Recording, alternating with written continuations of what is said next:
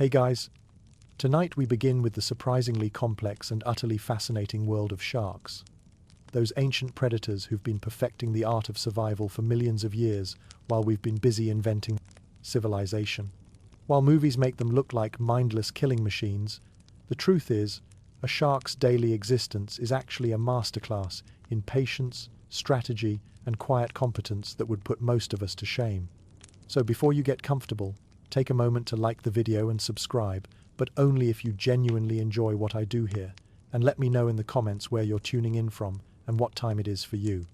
It's always fascinating to see who's joining us from around the world. Now dim the lights, maybe turn on a fan for that soft background hum, and let's ease into tonight's journey together. You develop what could generously be called a hunting philosophy, though stumbling toward competence might be more accurate.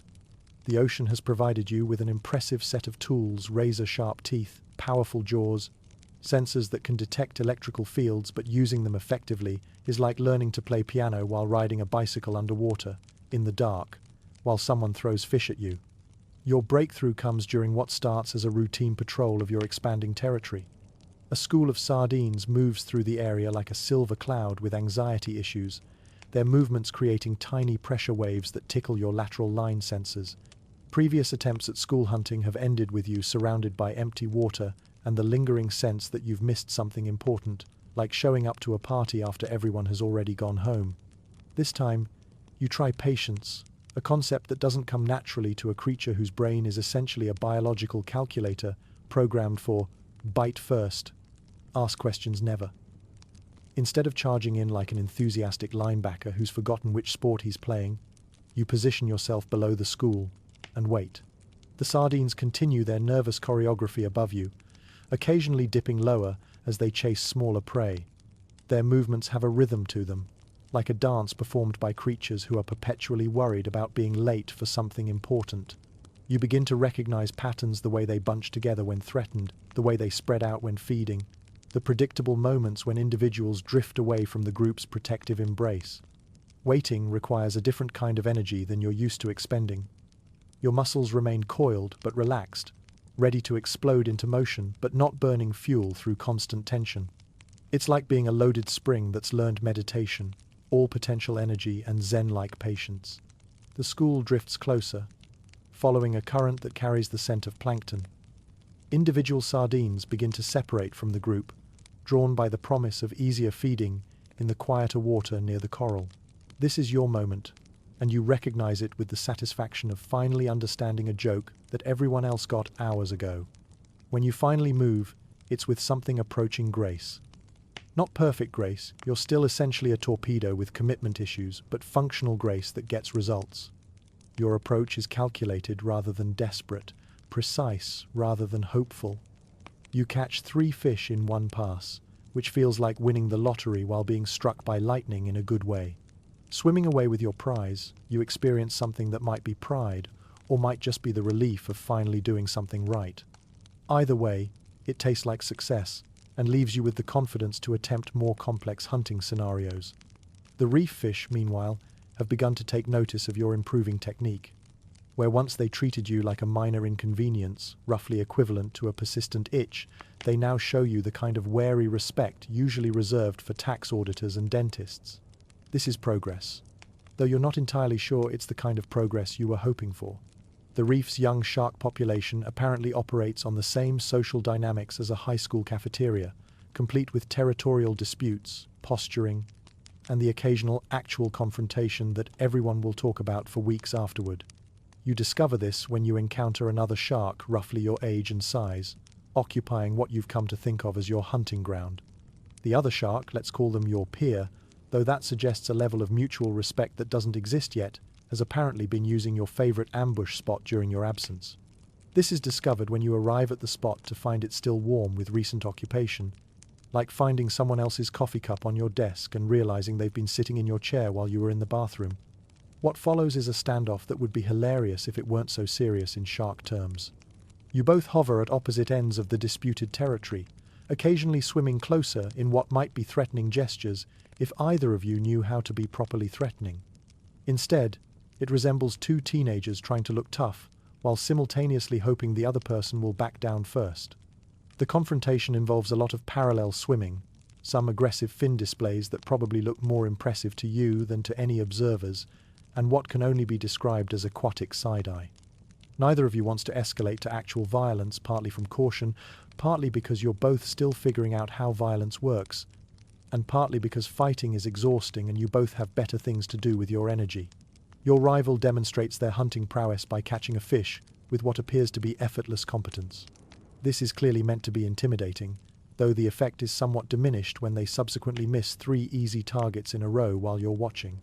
Everyone has off days, even apex predators in training. You respond with your own display, executing the school hunting technique you've recently mastered. The performance goes smoothly until you get overconfident and attempt a more complex maneuver that results in you swimming in a circle for no apparent reason. Your rival observes this with what might be amusement or might be second-hand embarrassment. The territorial dispute continues for several hours, conducted with all the intensity of a chess match played by people who aren't entirely sure of the rules. You circle each other warily, test boundaries, make threatening approaches that somehow never quite result in actual contact. It's like a very slow, very wet dance performed by partners who haven't been introduced. Eventually, your peer decides that discretion is the better part of not getting bitten and moves on to terrorize fish elsewhere. You've won through sheer stubborn presence, which becomes your signature approach to conflict resolution. It's not elegant, but it's effective, like using a hammer to fix a watch, crude but conclusive. The victory leaves you with a sense of accomplishment and a better understanding of reef politics. Territory isn't just about having the best hunting spots. It's about being willing to defend them with the kind of persistent determination that makes other sharks decide their time might be better spent elsewhere. Word of your territorial success spreads through the reef's informal communication network, which apparently consists of fish gossiping at cleaning stations and cleaner shrimp passing along information during their professional services. Your reputation begins to evolve from harmless but growing to probably best avoided unless absolutely necessary. The ocean has seasons, though they're subtler than the dramatic costume changes of terrestrial weather. Water temperatures shift by degrees that your sensitive body registers like a thermometer with fins and an attitude problem.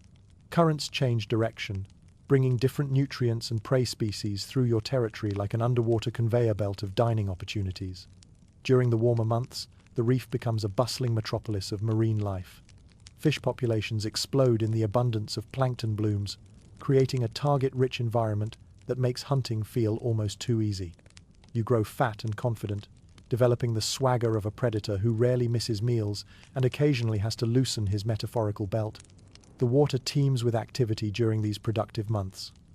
Schools of fish move through your territory in waves, following invisible highways of nutrients and favorable currents. Baby fish emerge from their hiding places in unprecedented numbers, creating what can only be described as an all-you-can-eat buffet for anything with teeth and predatory inclinations. Your hunting during this period becomes almost lazy. Why develop complex strategies when prey practically swims into your mouth? You perfect the art of the casual strike appearing suddenly from hiding spots to collect fish with the minimum effort required. It's like being handed free samples at a grocery store, except the samples are living creatures and you're the customer with an unlimited appetite. Winter brings a different ocean, entirely colder, more sparse, requiring greater efficiency and patience. The water temperature drops enough that your metabolism slows, which is convenient because prey becomes scarce enough that every hunting opportunity matters. You learn to go longer between meals, to read the water for the subtlest signs of fish movement, to appreciate the value of successful hunts in a way that abundance never taught you. The reef transforms during the cooler months into something resembling an underwater ghost town. Fish populations contract, many species moving to deeper, warmer waters. Those that remain become warier, more difficult to approach, as if they understand that winter hunting leaves less room for error on both sides of the predator-prey equation. Your territory requires different management strategies during these leaner times. Spots that were productive hunting grounds during summer become barren expanses of coral and sand. You develop new patrol routes, discover previously ignored areas that offer winter feeding opportunities, learn to read the subtle signs that indicate where the remaining fish have chosen to wait out the cold months. The migrations fascinate you in ways you can't articulate with your limited vocabulary of thoughts. Massive schools of fish pass through your territory like living rivers, following invisible highways known only to them and possibly to navigation systems you don't possess. Some years they come, some years they don't, teaching you that the ocean operates on schedules far grander than your daily hunger cycles. During one particularly memorable migration, a school of tuna passes through your area, sleek, powerful fish that make you reconsider your position in the local hierarchy. They move with the kind of effortless speed that makes your best hunting efforts look like underwater interpretive dance. You watch them pass with the appreciation of a weekend jogger observing Olympic sprinters, impressed but not particularly envious. The seasonal changes teach you flexibility in ways that constant conditions never could. Hunting techniques that work perfectly in summer require modification or complete abandonment during winter months. Territory that seems perfectly managed during abundant times reveals weaknesses when resources become scarce. You learn to read the early signs of seasonal transitions, subtle shifts in water temperature, changes in current patterns, the behavior of resident fish species that serve as reliable indicators of coming changes. This knowledge becomes part of your developing expertise, another layer of competence that separates successful predators from those who remain perpetually surprised by environmental changes. Your transition from awkward adolescent to competent predator doesn't happen gradually. It arrives in a single moment of clarity, like suddenly understanding a joke you've been hearing wrong your entire life, except the joke is about how to efficiently kill and eat other living creatures. The opportunity presents itself in the form of a lone grouper, larger than any prey you've attempted before and substantially more challenging than the small fish and crustaceans that have comprised your diet up to this point. It's feeding in the sandy area between coral heads, distracted by its own hunting efforts, and apparently unaware that it has become the target of your ambitious lunch plans. Under normal circumstances, you might have watched from a distance, calculating odds, and probably talking yourself out of action with the kind of self-doubt that has characterized most of your previous hunting attempts. But something has shifted in your approach to these situations. Maybe it's accumulated experience, maybe it's hunger, maybe it's just the right combination of confidence and opportunity colliding at exactly the right moment. You begin your approach with a patience that surprises you.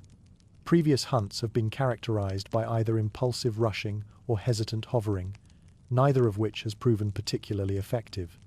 This time, you settle into a methodical stalk that feels natural in a way that previous hunting attempts never have. The approach takes nearly 20 minutes, during which you move like liquid shadow, using every piece of cover the reef provides. Coral formations become stepping stones in your advance. Current patterns become allies in maintaining position. The natural rhythm of the reef becomes your camouflage. You're not just hunting, you're conducting a symphony of predation with yourself as both composer and performer. Your breathing slows to match the rhythm of your movement, each gill beat measured and deliberate. Your muscles remain relaxed but ready, like a loaded spring that has learned the value of patience. This is what hunting is supposed to feel like, not frantic lunging or desperate scrambling, but controlled precision applied with the confidence of someone who knows exactly what they're doing. The grouper continues feeding, using its powerful jaws to crack open shellfish with sounds that carry through the water like underwater percussion. Its attention is completely focused on the task at hand, which works to your advantage in ways that feel almost unfair. You've become a predator taking advantage of another predator's distraction, which seems appropriate in the circular logic of ocean life. Your positioning becomes perfect through a combination of planning and luck. You've approached from the grouper's blind spot, using the angle of the sun and the grouper's feeding position to remain invisible until the critical moment. Your body coils with potential energy, every muscle fiber aligned for the explosive burst of speed that will determine success or failure. The strike, when it comes, is perfect in a way that surprises you more than anyone. You've positioned yourself precisely, timed your approach to the grouper's feeding rhythm, and executed with the kind of fluid power your body was designed for, but which you've never successfully accessed before. The grouper barely has time to register surprise before it's over. The moment of success feels like stepping through a doorway into a different version of yourself. You're no longer a juvenile shark pretending to be a predator. You're actually a predator who happens to be young. The distinction is subtle but profound, like the difference between wearing a costume and discovering that the costume has become your skin. Swimming away with your prize, You feel something that might be satisfaction or might be the simple pleasure of functioning as intended. Either way, it tastes like success and feels like the completion of a process that began with your awkward arrival in the world. You've become what you were meant to become, even if the journey took longer and involved more embarrassing failures than you might have hoped. The reef seems different as you patrol it afterward, though nothing has actually changed except your perspective. You're no longer just occupying space in this ecosystem. You're participating in it as a fully functional component. The transformation is complete, even if you don't fully understand what you've transformed into. Adulthood arrives not with fanfare, but with the gradual realization that you've stopped growing and started claiming. The section of reef you've been calling home needs to become officially yours, which in shark terms means being willing to defend it against all comers with the kind of determination usually reserved for people arguing about parking spaces. Your territory encompasses 3 distinct zones that you've come to appreciate like a real estate developer with very specific tastes. There's the deep channel perfect for ambush hunting, where the sandy bottom provides camouflage and the current brings a steady stream of unsuspecting prey. The coral garden offers rich hunting grounds with its labyrinth of hiding spots and cleaning stations that attract fish like an underwater shopping mall. Finally, the sandy plateau provides excellent sightlines for spotting approaching opportunities and threats alike. It's prime real estate by shark standards, which means other sharks have noticed. Word gets around in the reef's informal communication network, a combination of fish, gossip, territorial scent markers, and the kind of reputation that precedes you like a business card made of bite marks. The first serious challenge comes from an older reef shark, with scars like a roadmap of bad decisions and the confident demeanor of someone who's won territorial disputes before. They arrive with the casual authority of a property inspector, cruising your boundaries with movements that suggest they're already calculating redecoration plans. You watch their reconnaissance from a distance, noting how they test the currents, examine the hunting spots, and generally conduct themselves like someone shopping for a new apartment.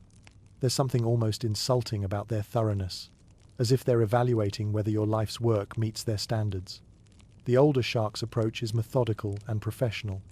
They don't rush into confrontation, but instead map your territory with the patience of someone who understands that good real estate is worth taking time to acquire properly. They observe your patrol patterns, note your preferred hunting times, and generally conduct the kind of intelligence gathering that would be impressive if it weren't so threatening to your property values. Your response develops organically from a combination of instinct and stubbornness. You begin patrolling more visibly, making sure your presence is obvious and your territorial boundaries clearly marked. It's like putting up "no solicitors" signs, except the solicitors are apex predators and the signs are made of aggressive swimming patterns. The confrontation, when it comes, is less dramatic than you expected, but more intense than you're entirely comfortable with. Most of it involves swimming in increasingly tight circles, like a very slow, very dangerous dance performed by partners who actively dislike each other. The older shark tests your resolve with approaches and retreats, probing for weakness or uncertainty with the persistence of a tax auditor reviewing suspicious receipts. You surprise yourself by not backing down. Somewhere in your development, stubbornness has evolved into genuine determination. This is your space, mapped and learned through months of patient exploration. You know every hiding spot, every current, every angle of approach. The home field advantage feels real and substantial, like wearing your favorite shoes to a job interview. The older sharks' testing becomes more direct as they realize you're not going to simply vacate the premises. They encroach on your prime hunting spots, interrupt your feeding, and generally make themselves the kind of neighbor who borrows tools and never returns them. Each encroachment is met with your increasingly assertive presence, creating a tension that builds like a storm system gathering energy. The climactic moment arrives during what should have been a routine morning hunt. You're stalking a school of wrasse when the older shark simply appears in your peripheral vision, positioning themselves for the same strike. It's a direct challenge that can't be ignored or deflected. Either you defend your territory now, or you accept a demotion to junior partner in your own neighborhood. What follows is brief but decisive. Not violence exactly, but the kind of intense physical negotiation that settles property disputes in the underwater world. You match their aggression with your own, demonstrate your willingness to fight for what you've built, and most importantly, show that you're no longer the awkward juvenile who can be intimidated by reputation alone. The older shark eventually concedes, not through defeat but through assessment. You're not easy prey anymore, and the territory isn't worth a potentially costly fight against someone who clearly won't give up without significant effort. They move on with the dignity of someone who was just browsing anyway, leaving you in possession of your expanded domain. The victory feels different from your earlier territorial successes. This wasn't about outlasting teenage posturing or claiming unused space. This was about defending an established claim against serious competition, proving that you belong in the adult hierarchy of reef predators. You've graduated from tenant to landlord, and the responsibility feels both satisfying and slightly overwhelming. You've become what you were meant to be, an efficient, patient predator, operating at the peak of your capabilities. Hunting is no longer a desperate scramble for survival, but a craft practiced with something approaching artistry, like a chef who's finally stopped burning water and started creating actual cuisine. Your senses have developed into a complex information network that would make a surveillance system jealous. You can feel the electrical signatures of fish hiding in the coral, their nervous systems broadcasting location and species like biological radio stations. The subtle pressure changes that indicate schools moving in the distance register as clearly as if someone were announcing dinner reservations over a public address system. The reef fish have learned to respect your presence in the way that experienced commuters respect an efficient subway system, acknowledging its power while adapting their behavior accordingly. Schools part proactively when you approach, not in panic, but in professional acknowledgement. You've become part of the ecosystem's natural rhythm, a factor that other creatures account for in their daily survival calculations. Your hunting techniques have diversified beyond simple ambush tactics into what could generously be called a repertoire. You've learned to herd schools toward dead ends, using the reef's geography like a shepherd uses fences. The coral formations become extensions of your hunting apparatus, providing not just cover but strategic advantages that turn every hunt into a three-dimensional chess match. Some hunts become almost meditative experiences. You'll track a single target for hours, learning its habits, mapping its territory, understanding its behavioral patterns with the patience of a behavioral scientist who happens to be planning to eat their research subject. When you finally strike, it feels less like violence and more like the completion of a natural process that was inevitable from the moment you first spotted your prey. Your success rate has improved to the point where failed hunts feel noteworthy rather than routine. The ocean no longer feels like a place where you might find food if you're lucky. It feels like a well-stocked pantry where you simply need to decide what you're in the mood for. This confidence changes everything about how you move through the water, how you assess opportunities, how you relate to your environment. The younger sharks in the area have begun observing your techniques with the kind of attention usually reserved for masterclasses. They follow at respectful distances, copying your movements with varying degrees of success, trying to decode the secrets of efficiency that you've spent years developing through trial and error. Your patrol patterns have evolved into something that would look choreographed if anyone were filming from above. Every movement serves multiple purposes: territorial marking, prey assessment, threat detection, and environmental monitoring, all accomplished simultaneously. You've become a multitasking predator, the aquatic equivalent of someone who can drive while texting, eating lunch, and conducting a conference call. The reef's cleaning stations have become regular stops in your routine, not just for hygiene but for intelligence gathering. The cleaner fish and shrimp see everything that happens in their territory, and their behavior provides valuable information about which predators are active, where the good hunting has been, and what environmental changes might be affecting prey distribution. You've developed preferences that go beyond simple hunger. Certain types of fish taste better at specific times of day. Some hunting grounds are more productive during particular tidal phases. These preferences aren't frivolous, they're the refinements that separate true expertise from mere competence. Like a wine connoisseur who can distinguish between vintages while everyone else just knows whether something tastes good. Your relationship with failure has evolved as well. When hunts don't go according to plan, you analyze what went wrong with the detachment of a scientist reviewing experimental data. Was the approach too hasty? Did environmental conditions change during the stalk? Was the prey more alert than anticipated?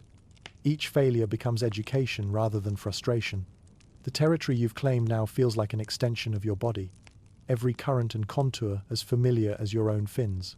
You can navigate it in complete darkness, predict where prey will be based on subtle environmental cues, and detect intrusions almost instantly. This intimate knowledge becomes a hunting advantage that compounds your other skills exponentially. Other predators in your area have learned to recognize your hunting style and either avoid competing directly or time their activities to complement rather than conflict with yours.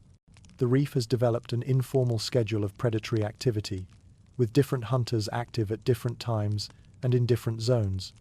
You've become part of this ecosystem-level coordination without consciously planning it.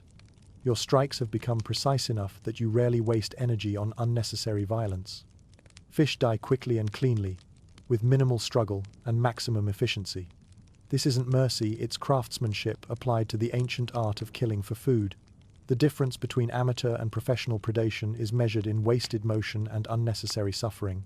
The arrival of mating season brings new complications to your otherwise orderly existence, like someone rearranging all the furniture in a house you've finally learned to navigate in the dark. Suddenly, the ocean fills with sharks displaying behaviors that range from elaborate to ridiculous, all in service of genetic continuation and the perpetuation of the species. Female sharks cruise through your territory with the air of discerning shoppers evaluating merchandise. Except the merchandise is you, and the shopping trip could result in either romantic success or complete humiliation. They're looking for mates who can demonstrate strength, territory ownership, and the kind of genetic fitness that translates to viable offspring who won't embarrass the family name. Your first indication that mating season has arrived comes when you notice changes in your own behavior that seem to have developed without your conscious input. You begin patrolling your territory with extra swagger, like someone who suddenly remembered they own the place and want everyone to know it. Your movements become more deliberate, more visible, more clearly territorial, in a way that announces your availability and desirability to anyone paying attention. The courtship rituals of sharks, you discover, are surprisingly complex for creatures with brains roughly the size of walnuts. There's an entire vocabulary of movement and positioning that you somehow know instinctively, like being fluent in a language you don't remember learning. Certain swimming patterns indicate interest, others demonstrate territorial control, and still others serve as invitations that could be accepted or rejected with potentially bruising consequences for your ego. Your first serious romantic encounter occurs when a female shark enters your territory with the kind of purposeful movement that suggests she's not just passing through. She's slightly larger than you, which according to shark social dynamics makes her the equivalent of dating someone out of your league. Her presence triggers a combination of excitement and anxiety that you weren't aware you were capable of experiencing. The courtship dance that follows would be hilarious if you weren't so emotionally invested in the outcome. You demonstrate your hunting prowess by catching fish with unnecessary flair, patrol your boundaries with exaggerated authority, and generally behave like someone trying to impress a date by pretending to be more interesting than they actually are. The female observes these displays with what appears to be professional interest, evaluating your performance according to criteria you can only guess at. Communication during courtship involves a subtle interplay of movement, positioning, and what can only be described as aquatic body language. You learn to read the difference between mildly interested and completely unimpressed in the angle of her approach, the speed of her swimming, and the way she positions herself relative to your territorial boundaries. It's like learning to interpret text messages, except the messages are conveyed through hydrodynamics and the stakes are genetic legacy. The actual mating process, when it finally occurs after days of increasingly complex courtship rituals, is brief, efficient, and slightly anticlimactic, like most things in shark life. It prioritizes function over sentiment. The entire encounter lasts less than a minute, which seems inadequate for something that required so much preliminary negotiation, but evolution apparently values efficiency over romantic satisfaction. Your mate departs shortly after the conclusion of mating activities, heading off to find suitable nursery grounds for the offspring you'll never meet. This strikes you as perfectly reasonable rather than emotionally devastating.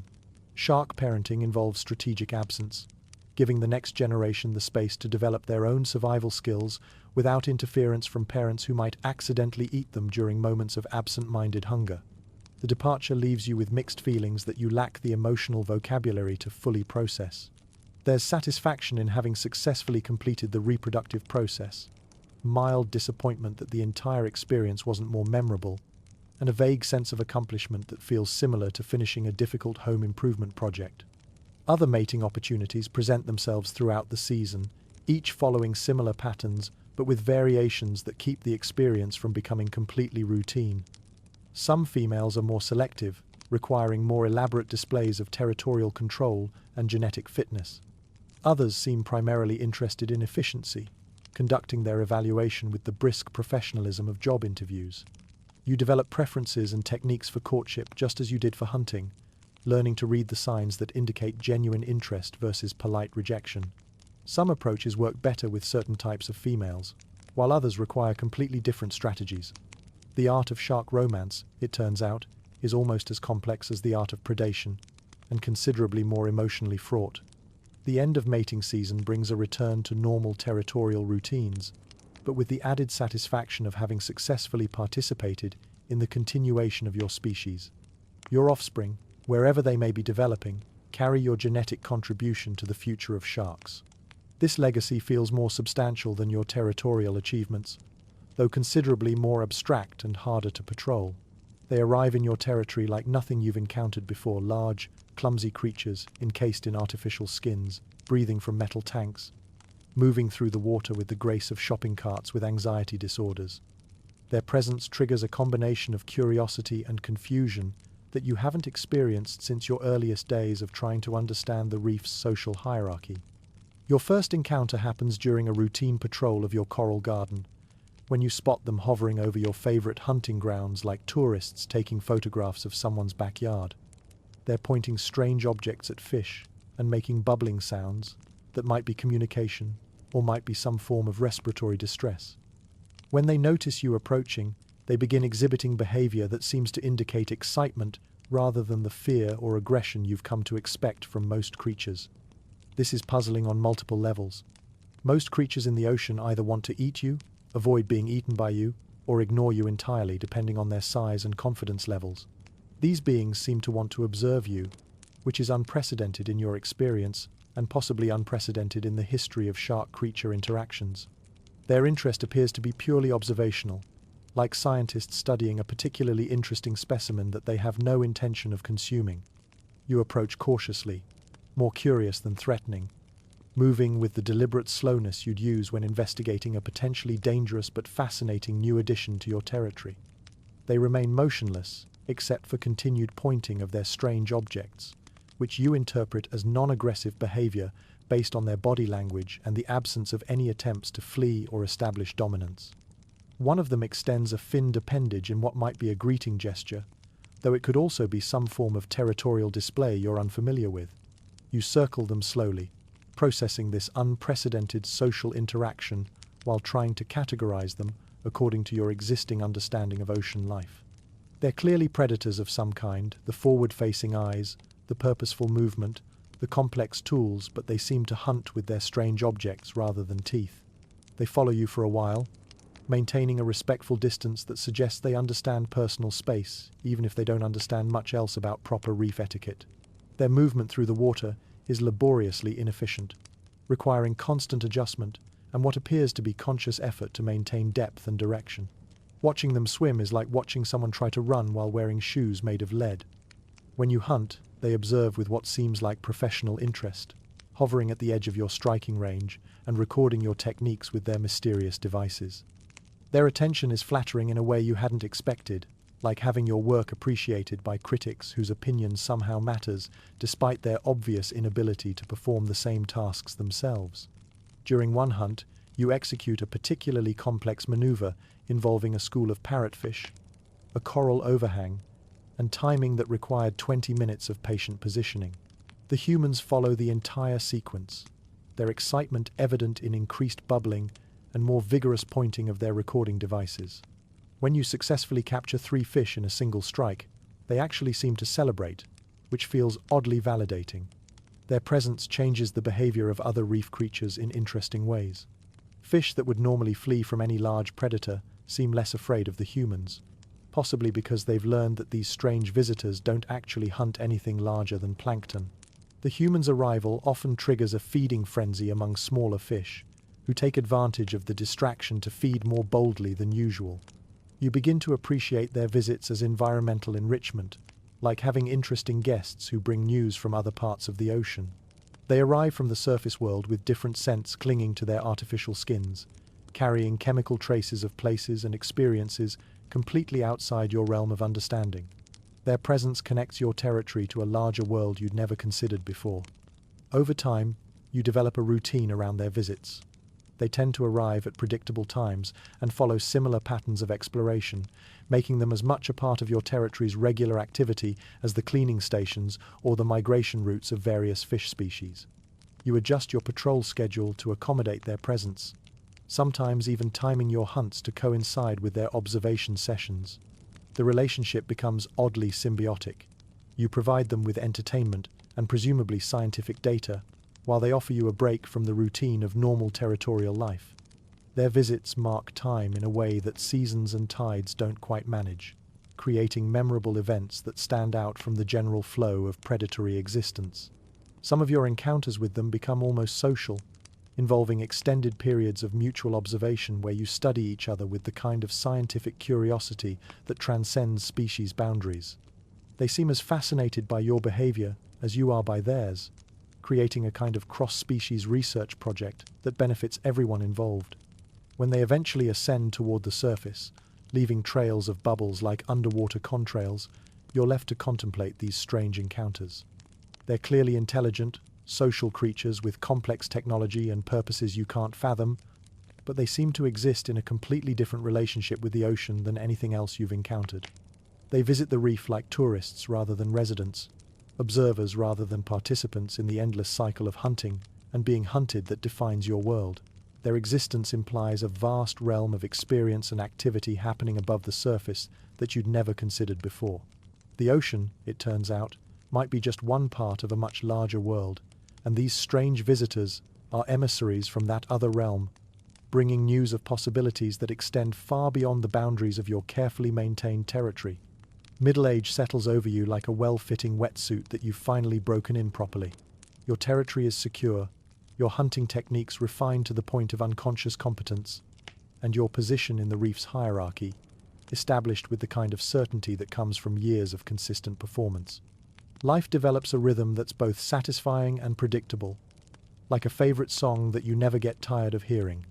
Your daily routine has evolved into something that would be boring if it weren't so perfectly suited to your nature and refined through years of trial and error. Morning patrols of the territory boundaries begin before dawn, when the water still holds the coolness of night and the fish are just beginning their own daily routines. You check for intrusions, changes in the environment, and overnight developments with the methodical thoroughness of a security guard who actually cares about their job. These morning inspections have become meditation as much as necessity. You glide through familiar currents with the ease of someone following a well-worn path, noting subtle changes in water temperature, shifts in current patterns, and the presence or absence of expected species. The reef reveals its daily news through these small details: who visited during the night, what the weather conditions were, whether any territorial boundaries have been tested by ambitious neighbors. Midday brings hunting in the coral gardens, where fish congregate in patterns you've memorized through seasons of observation. The timing of these hunts is no longer governed by desperate hunger, but by optimal efficiency. You know which species are most active at which times, where they prefer to feed, and how environmental conditions affect their behavior. What once required luck and persistence now operates with the precision of a well-tuned machine. Your hunting success rate has improved to the point where failed attempts feel noteworthy rather than routine. The ocean no longer feels like a challenging environment where you might find food if you're fortunate. It feels like a well-stocked pantry where you simply need to decide what you're in the mood for. This confidence changes everything about how you move through the water, how you assess opportunities, and how you relate to the ecosystem around you. Afternoon rest periods occur in your favorite cave, a perfectly shark-sized depression in the reef wall that offers security, current flow, and strategic sightlines over your most productive hunting grounds. This location wasn't chosen randomly. It represents years of experimentation with different resting spots, evaluated for safety, comfort, and tactical advantage. The cave has become as much a part of your identity as your hunting techniques or territorial boundaries. The younger sharks in the area give you a wide berth, recognizing in your movements the fluid confidence that comes with experience and success. You're not the largest predator in these waters, but you might be the most efficient. Your reputation precedes you through the reef's informal communication network, carried by the behavior of prey species who've learned to recognize your approach patterns and the respect shown by other predators who understand competence when they see it. Your body has reached its adult proportions and settled into them comfortably, like a favorite piece of clothing that fits exactly right. The awkward growing pains of youth are distant memory now, replaced by the solid reliability of mature muscle and bone. You move through the water like you were designed for it, which you were, but now the design feels fully realized rather than still under development. Evening patrols serve multiple purposes beyond simple territorial maintenance. They provide opportunities to observe the reef's transition from day to night shift, monitor the activities of nocturnal species, and generally maintain awareness of the complex ecosystem you've become a central part of. These patrols have a contemplative quality that you've come to appreciate, offering time to process the day's activities and plan for tomorrow's opportunities. The reef's cleaning stations have become regular stops in your routine, not just for hygiene but for intelligence gathering and social interaction. The cleaner fish and shrimp have learned to recognize you as a reliable client, approaching with professional confidence when you arrive for service. These interactions provide valuable information about territorial changes, the health of local fish populations, and the activities of other predators in the area. Your relationship with the reef's other inhabitants has evolved from simple predator-prey dynamics to something more complex and nuanced. While you're still fundamentally a hunting machine, you've developed what could be called an ecosystem awareness that influences your decisions in subtle ways. You understand the importance of sustainable hunting practices, the value of maintaining healthy prey populations, and the benefits of avoiding conflicts that might disrupt the delicate balance of reef life. The territory you've claimed has become an extension of your personality, shaped and managed according to your preferences and optimized for your hunting style. Certain areas are preserved as nursery grounds for young fish, ensuring future hunting opportunities. Other zones are maintained as ambush points, their features enhanced through subtle modifications that improve their effectiveness. You've become a predator with a sense of environmental stewardship, though you'd never think of it in those terms. Your success has brought a form of contentment that you hadn't expected. The constant struggle for survival that characterized your earlier years has been replaced by something approaching leisure, the luxury of choice that comes with competence and security. You can afford to be selective about hunting opportunities, to pass up marginal prey in favor of better options, to make decisions based on preference rather than desperation. Years of observation have taught you to read the ocean's subtle signals like a meteorologist with fins and an encyclopedic knowledge of underwater weather patterns. You know that when the water temperature drops exactly 3 degrees and the current shifts northeast, carrying the scent of deep water nutrients, the sardine schools will arrive within days like clockwork. When the parrotfish begin schooling unusually close to the reef, abandoning their normal scattered feeding patterns, it means larger predators are moving through the deeper waters, pushing smaller species toward the protection of coral formations. Your territory has become a study in environmental awareness that would impress marine biologists if they could observe your decision-making process. You know which coral heads will be rich with hiding fish during which tidal phases, where the cleaning stations become active during different seasons, and how the migration patterns of various species create hunting opportunities throughout the year. This knowledge operates at an intuitive level, integrated into your movements and decisions with the unconscious competence of someone who's spent years perfecting their craft. The reef itself has changed around you, growing and shifting in the slow-motion ballet of geological time that operates on scales far beyond your daily experience. New coral formations have appeared, sprouting from the seafloor like underwater gardens that gradually mature into complex three-dimensional structures. Old formations have been claimed by storms, bleaching events, or the simple passage of time, leaving behind rubble fields that develop their own ecological characteristics. You've adapted your patrol routes and hunting grounds accordingly, treating change as opportunity rather than disruption.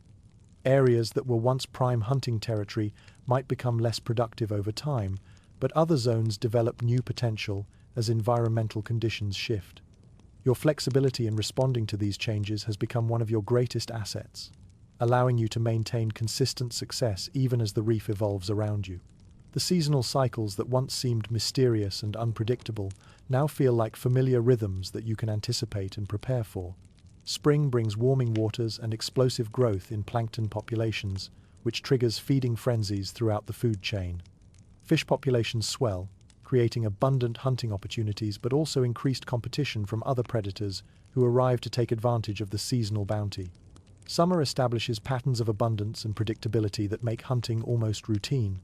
Fish species settle into established territories and feeding patterns. Migration routes become well-defined highways of prey movement, and the reef operates with the kind of ecological efficiency that allows you to plan hunts days in advance. Your success during these months builds the fat reserves that will sustain you through leaner periods. Autumn brings the first hints of change that signal the approaching winter conditions. Water temperatures begin their gradual decline. Day length shortens in ways that affect the behavior of photosynthetic organisms throughout the reef ecosystem, and fish populations start their preparations for the challenging months ahead. You begin adjusting your hunting strategies accordingly, focusing on building energy reserves and identifying the species that will remain active during winter months. Winter transforms the reef into a different world entirely, one that requires completely different survival strategies and hunting approaches. Many fish species migrate to deeper, warmer waters, leaving behind a smaller but hardier population that has adapted to cold water conditions. Your hunting becomes more challenging but also more rewarding, as successful winter predators face less competition and can claim the choicest territories and prey sources. You've learned to predict the behavior of other predators in your area with the kind of accuracy that comes from years of observation and analysis. The giant moray that hunts the night shift, emerging from its rocky den as the sun sets and the reef transitions to its nocturnal configuration. The occasional hammerhead that passes through during the warm months, following migration routes as ancient as the ocean itself and as predictable as sunrise once you understand their patterns. Your understanding of the reef's ecology has become intuitive rather than conscious, operating at a level where you don't just hunt fish but anticipate their movements, understand their breeding cycles, and predict their responses to environmental changes. This is the kind of knowledge that can only be gained through years of patient observation, countless hunting attempts, and the gradual accumulation of experience that transforms information into wisdom. The reef's microclimates have become as familiar to you as the rooms in a house you've lived in for years. You know which areas warm first during seasonal transitions, where cold currents create hunting opportunities during hot summer months, and how local topography affects water movement in ways that concentrate or disperse prey species. This intimate knowledge gives you advantages that younger or less experienced predators simply cannot match. Your ability to read weather patterns extends beyond simple temperature and current changes to include the complex interactions between atmospheric and oceanic conditions that affect reef life in subtle but significant ways.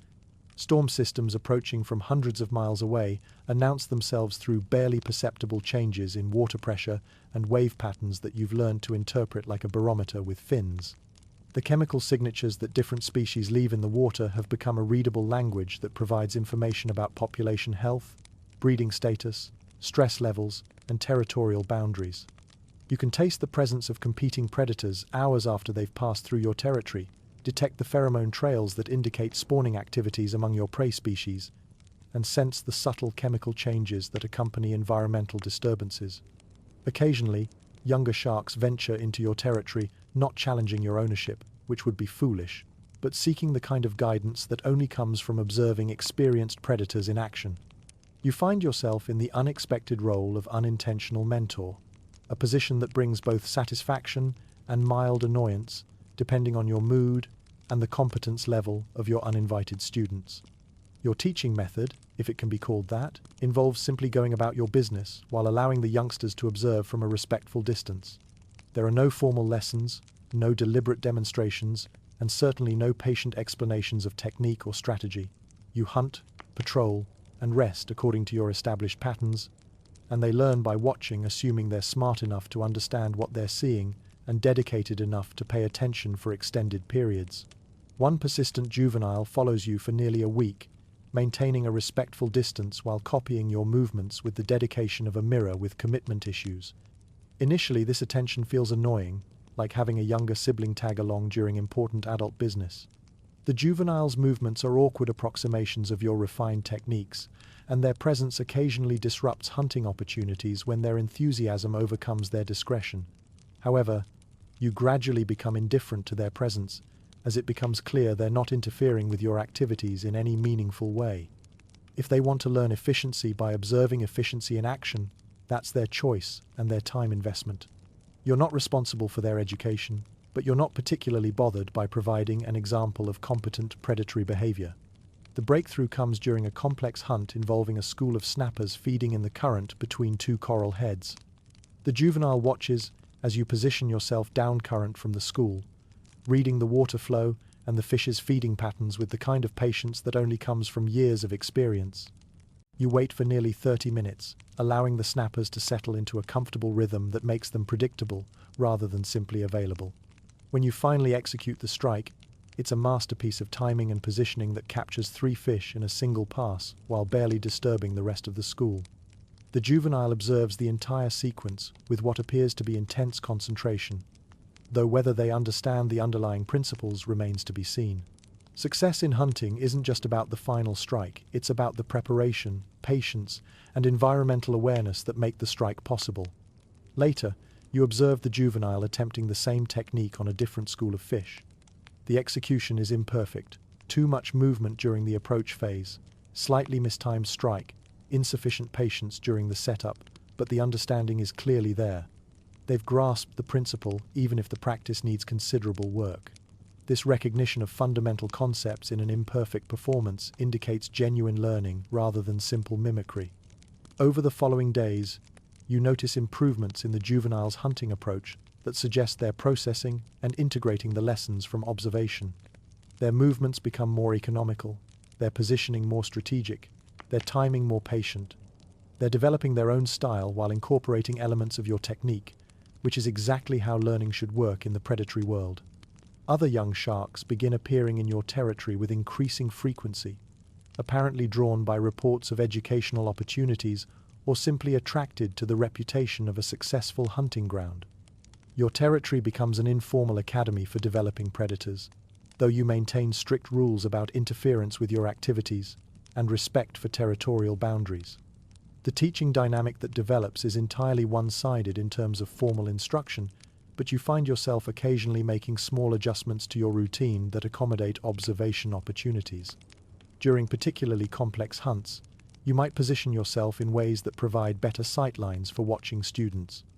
You begin to appreciate having an audience for your more impressive hunting performances, even if that audience consists of young sharks who probably can't fully appreciate the sophistication of your techniques. Some of the young sharks who observe you develop into competent predators themselves, eventually establishing their own territories in other parts of the reef. When you encounter them months or years later, you can recognize elements of your hunting style integrated into their approaches, modified and personalized, but clearly descended from techniques they learned through observation. This feels like a form of legacy that you hadn't expected to create. The less promising students eventually give up and move on, unable or unwilling to invest the time and attention required to learn advanced hunting techniques. This natural selection process ensures that only the most dedicated and capable young sharks benefit from the educational opportunities your territory provides. You develop a sense for which observers are likely to succeed based on their attention span, movement patterns, and ability to maintain appropriate distances during hunting activities. Your influence extends beyond individual mentoring to affect the general hunting culture of the reef's younger predator population. Techniques you've developed become adopted and modified by other sharks, creating a local hunting tradition that improves the overall efficiency of predatory activities in the area. You've become an inadvertent source of innovation and education for the reef's ecosystem, contributing to the development of more skilled and successful predators. The satisfaction this brings surprises you. Success was once measured purely in personal terms: territory secured, prey captured, threats defeated, personal survival ensured. Now it includes a broader sense of contribution to the reef's predator community and the development of the next generation of sharks. You're not just surviving efficiently, you're helping efficiency evolve and spread throughout the local population. The reef around you begins showing signs of stress that you register more through instinct than understanding, like a subtle change in the taste of the water that your senses detect, but your brain can't quite categorize. Water temperatures rise beyond their normal range and stay elevated for longer periods than the seasonal patterns you've learned to expect. The comfortable predictability of environmental cycles begins showing variations that feel significant even if you can't articulate why they matter. Coral formations that have been stable landmarks for years begin losing their color in patches that spread like slow-motion disease. The vibrant blues, greens, and yellows that once characterized healthy coral heads fade to stark white, creating an underwater landscape that looks increasingly like a garden in winter. These changes affect more than just the visual character of your territory. They alter the complex relationships between species that depend on healthy coral for shelter, food, and breeding habitat.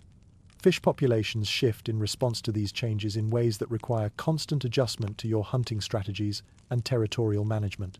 Some species become more abundant as they adapt to the new conditions or take advantage of ecological niches left vacant by less adaptable competitors.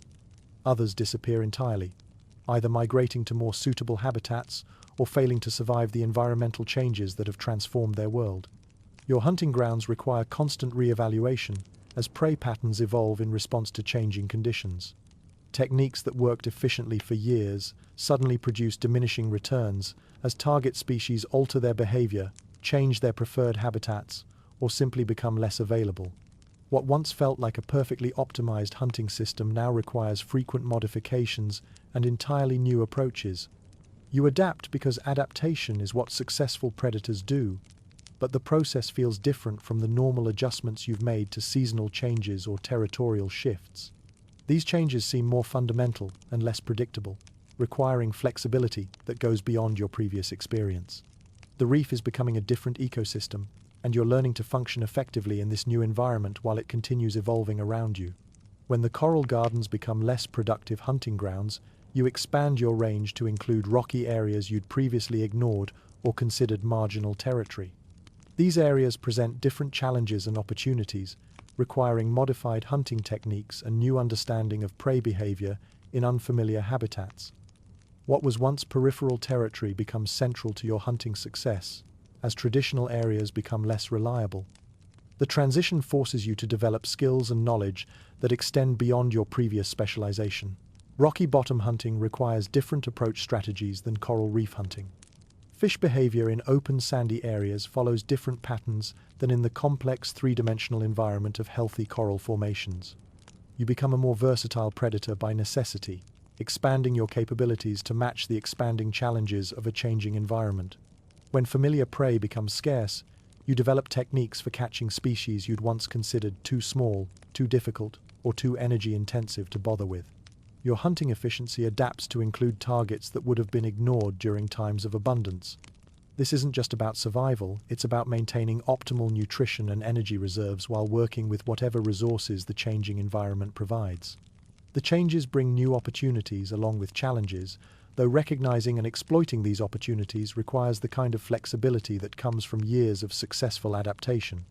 Areas of dead coral become hunting grounds in their own right, attracting different types of fish and creating new ambush possibilities that didn't exist in the original reef configuration. You learn to read these altered landscapes with the same precision you once applied to healthy reef systems.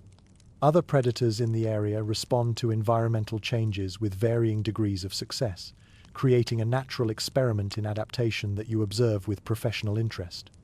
Some sharks leave entirely, following more stable conditions to other reef systems or deeper waters where traditional prey relationships remain intact.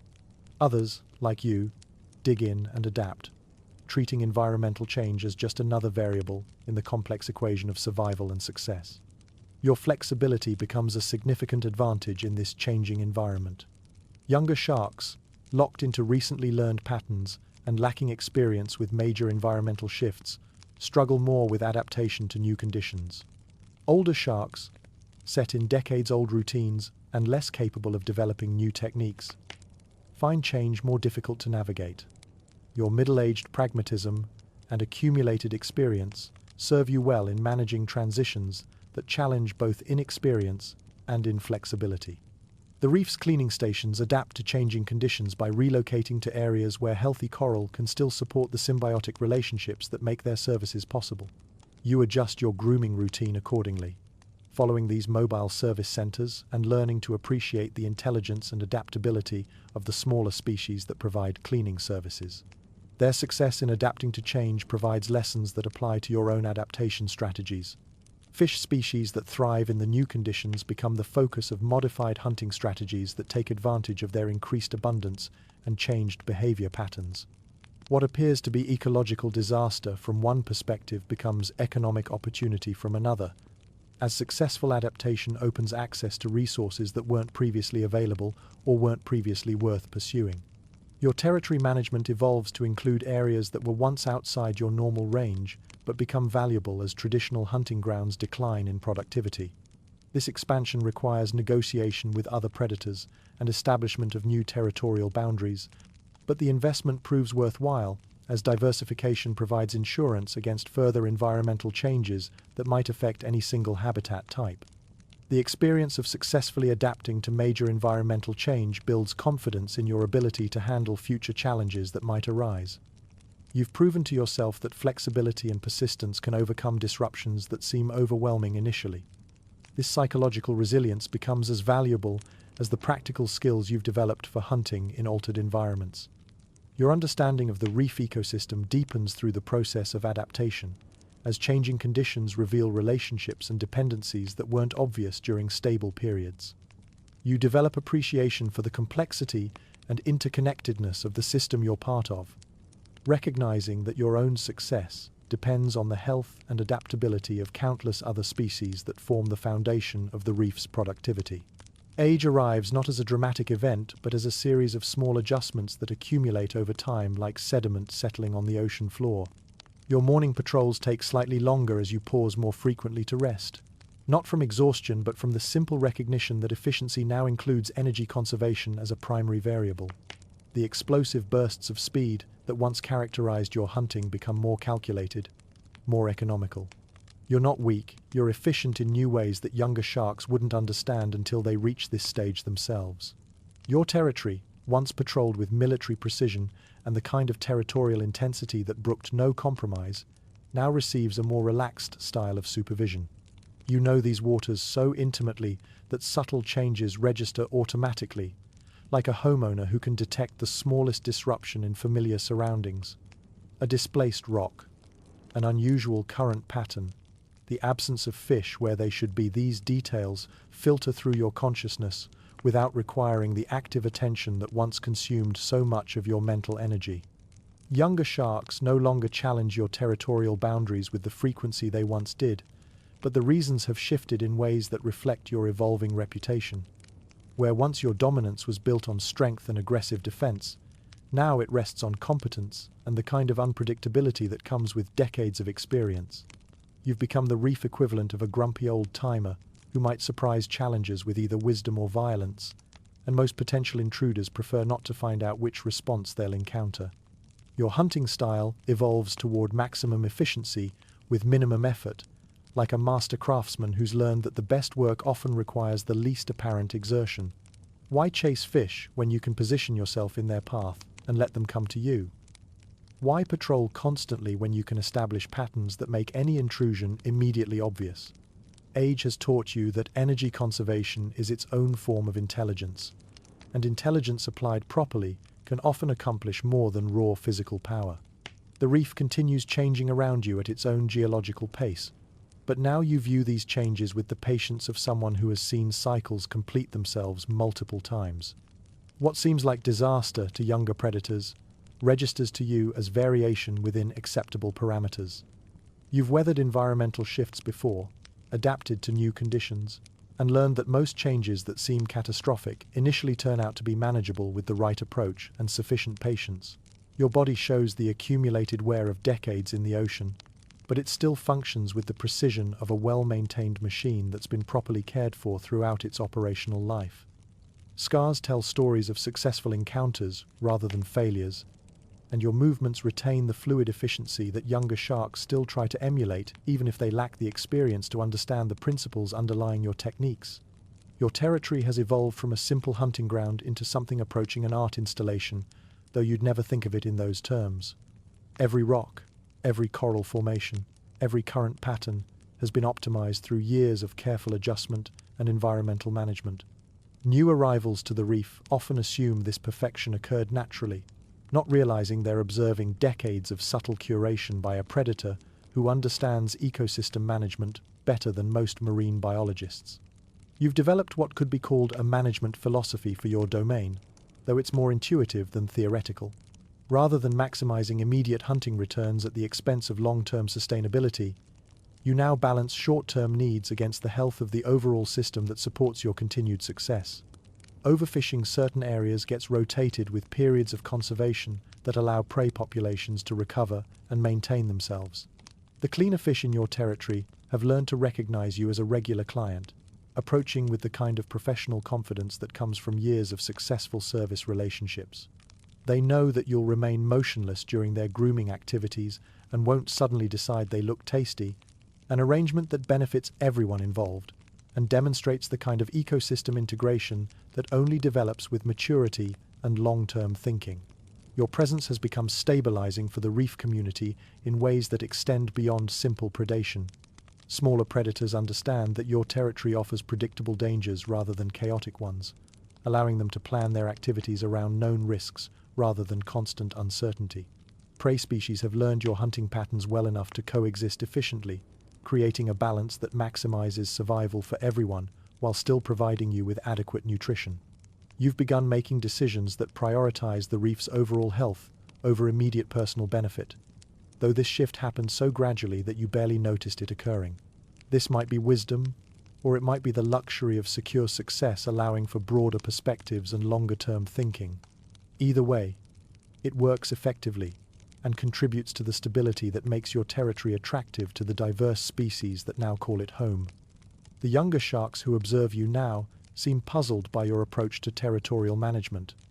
They expect either aggressive territoriality that drives away all potential competitors, or declining dominance that invites challenges from ambitious newcomers.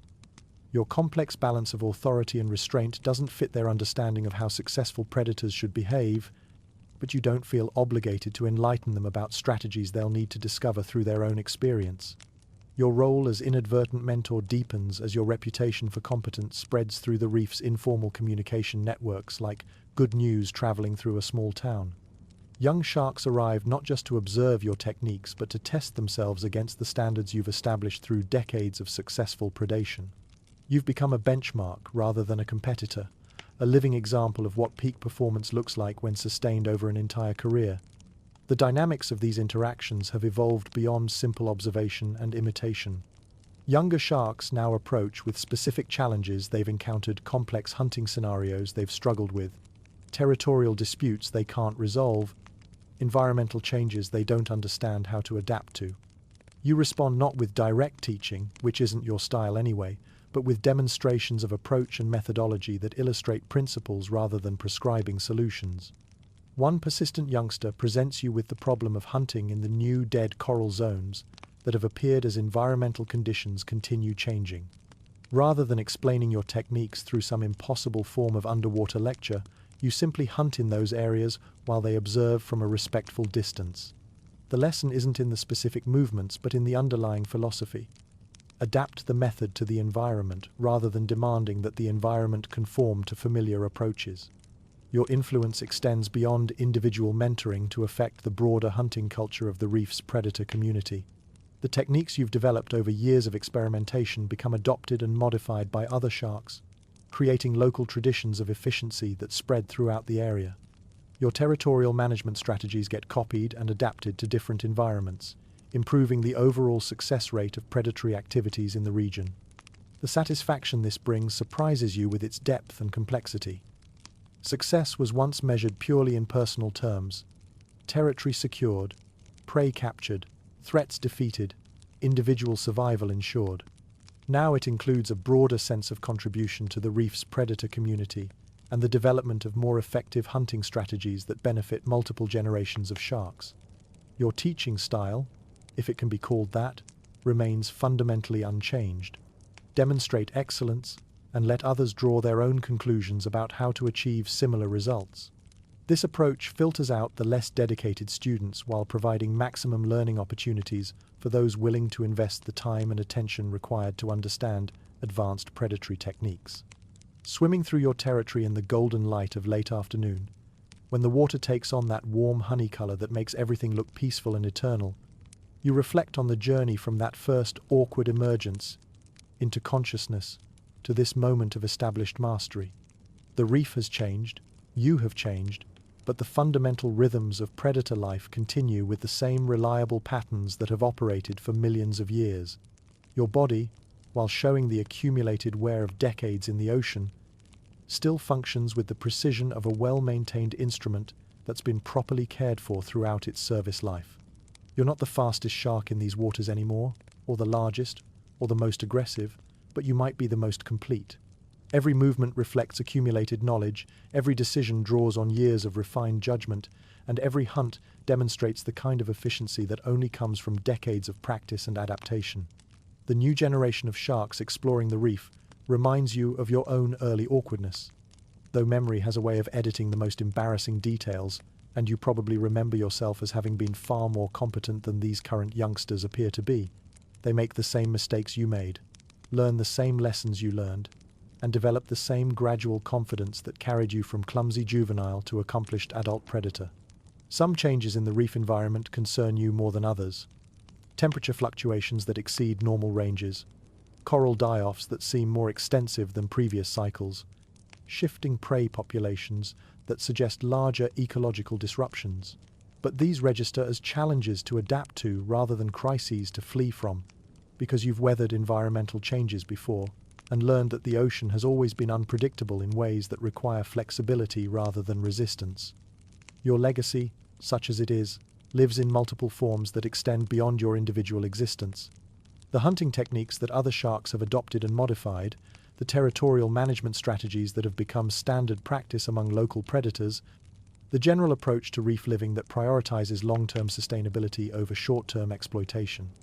You've contributed to the evolution of local shark culture without ever intending to become an educator or innovator.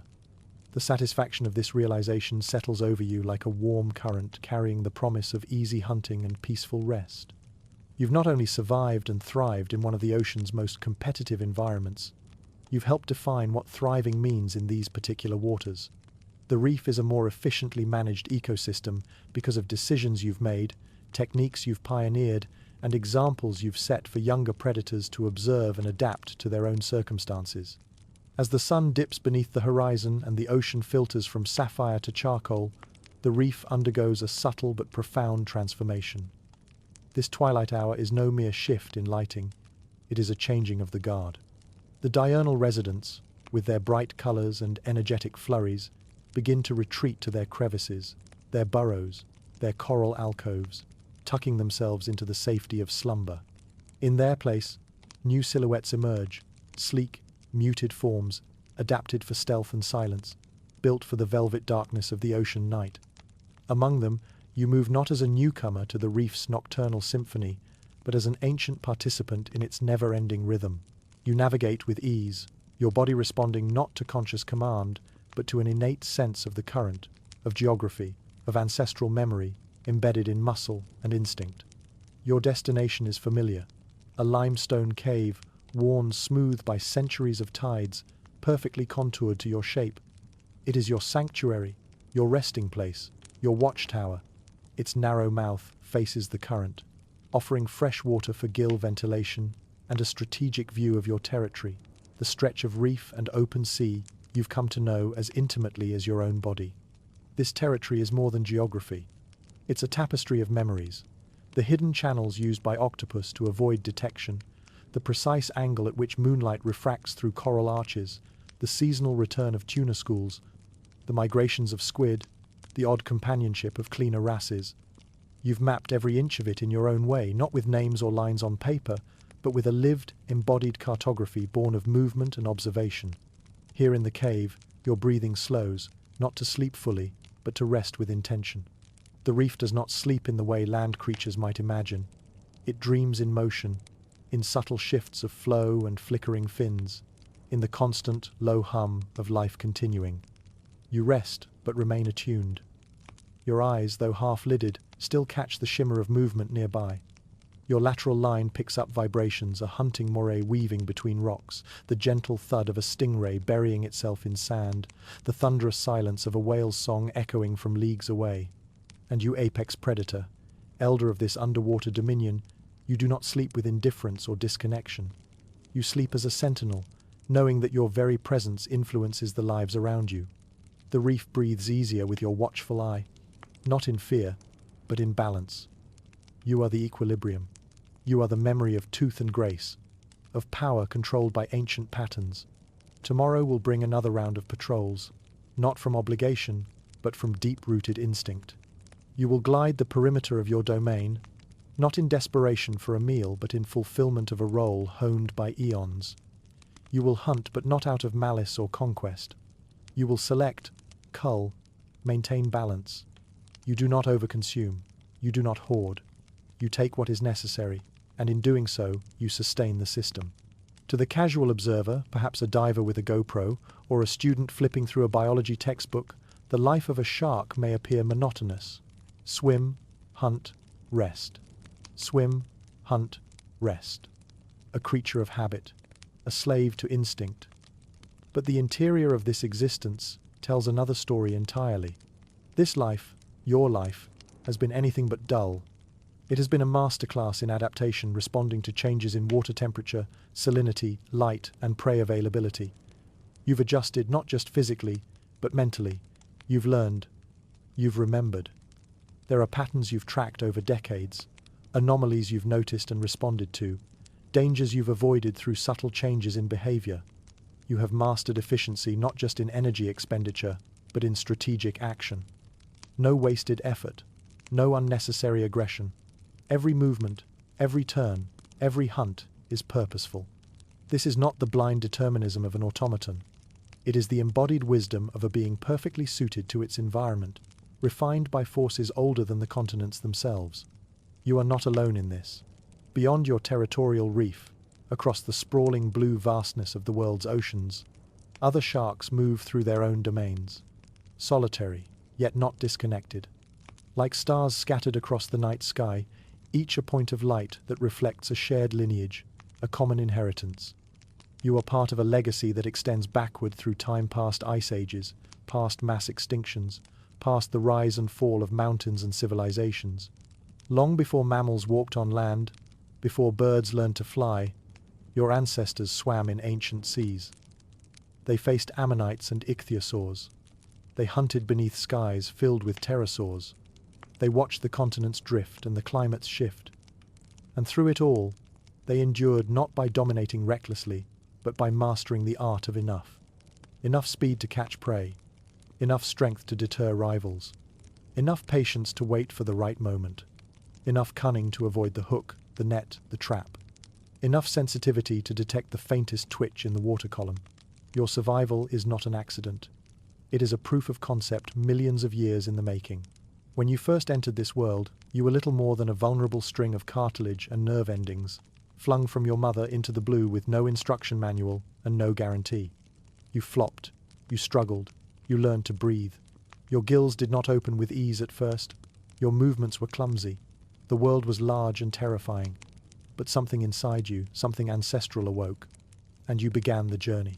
You learned to swim, to hunt, to evade. You learned what to chase and what to ignore. You watched and remembered. You failed and adjusted. You endured.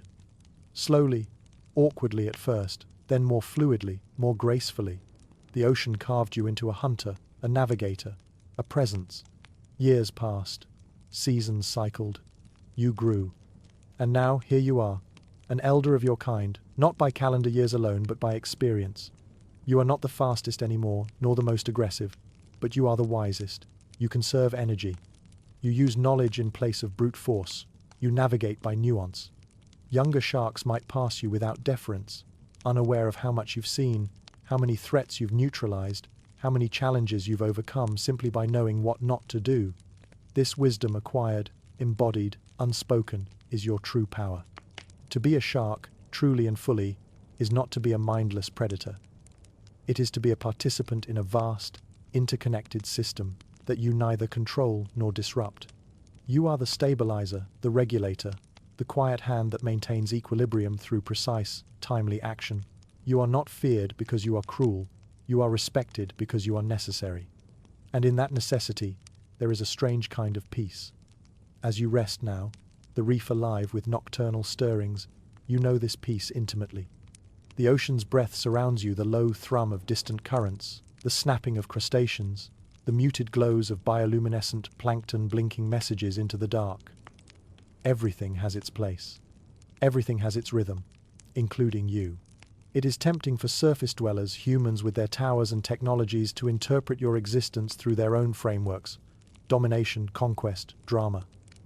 But your life contains none of that noise. No empire, no ambition, just clarity, purpose, flow. There is something deeply sacred in this simplicity. You have never needed to name the ocean to love it. You have never needed to own it to protect it.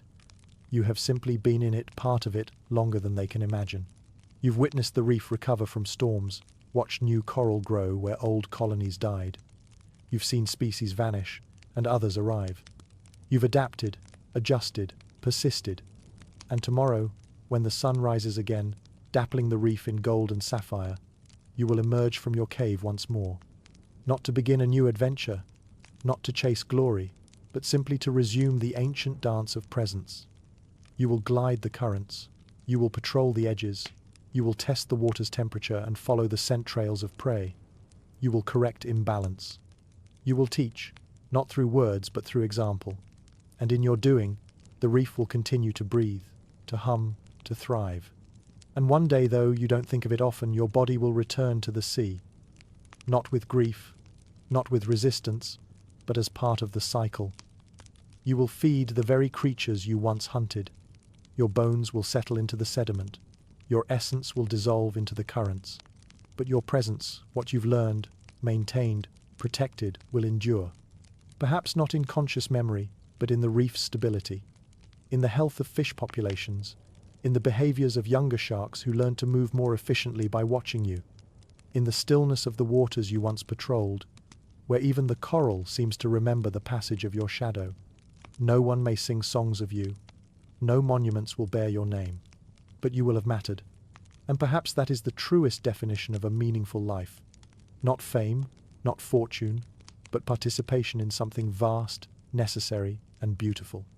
The life of a shark may appear simple, even boring, but from the inside, it has been nothing short of magnificent. Age arrives not as a dramatic event, but as a series of small adjustments that accumulate over time like sediment settling on the ocean floor. Your morning patrols take slightly longer as you pause more frequently to rest, not from exhaustion but from the simple recognition that efficiency now includes energy conservation as a primary variable. The explosive bursts of speed that once characterized your hunting become more calculated, more economical. You're not weak, you're efficient in new ways that younger sharks wouldn't understand until they reach this stage themselves. Your territory, once patrolled with military precision and the kind of territorial intensity that brooked no compromise, now receives a more relaxed style of supervision. You know these waters so intimately that subtle changes register automatically, like a homeowner who can detect the smallest disruption in familiar surroundings. A displaced rock, an unusual current pattern, the absence of fish where they should be, these details filter through your consciousness without requiring the active attention that once consumed so much of your mental energy. The morning patrol has become more contemplative than urgent. You glide through the familiar currents with the ease of someone following a well-worn path, noting the subtle signs that tell the reef's daily story. The way the light filters through the water at this hour, creating patterns on the sandy bottom that shift and dance like an underwater aurora. The temperature gradients that reveal where cold currents meet warm, creating the mixing zones that attract certain species of prey fish. You've learned to read the reef's mood through dozens of small indicators that would be invisible to less experienced predators. The spacing between cleaner fish at their stations, which tightens when larger predators have been active during the night. The behavior of parrotfish schools, whose formation patterns change based on ambient threat levels that they sense through mechanisms you don't fully understand but have learned to interpret. Your body moves through the water with the fluid efficiency that comes from decades of practice, but now there's a deliberate quality to your movements that wasn't there in your youth. Every fin stroke serves a purpose beyond simple propulsion testing currents, reading water density changes, maintaining the kind of sensory awareness that allows you to process vast amounts of environmental information without conscious effort. Younger sharks no longer challenge your territorial boundaries with the frequency they once did, but the reasons have shifted in ways that reflect your evolving reputation within the reef community. Where once your dominance was built on strength and the kind of aggressive defense that left no doubt about your willingness to fight, now it rests on competence and the kind of unpredictability that comes with decades of experience and refined judgment. You've become the reef equivalent of a grumpy old-timer who might surprise challengers with either wisdom or violence, and most potential intruders prefer not to find out which response they'll encounter. Your reputation precedes you through the informal communication networks that connect all reef communities, the behavior of prey species who've learned to recognize your approach patterns, the respect shown by other predators who understand competence when they see it. The few territorial challenges that do occur are handled with the kind of efficiency that comes from having resolved similar conflicts countless times before. You've developed a repertoire of responses that can escalate or de-escalate situations based on your assessment of the challenger's intentions and capabilities. Most disputes are resolved through displays of competence rather than actual violence, which saves energy for both parties while clearly establishing hierarchy. Your hunting style has evolved toward maximum efficiency with minimum effort, like a master craftsman who's learned that the best work often requires the least apparent exertion.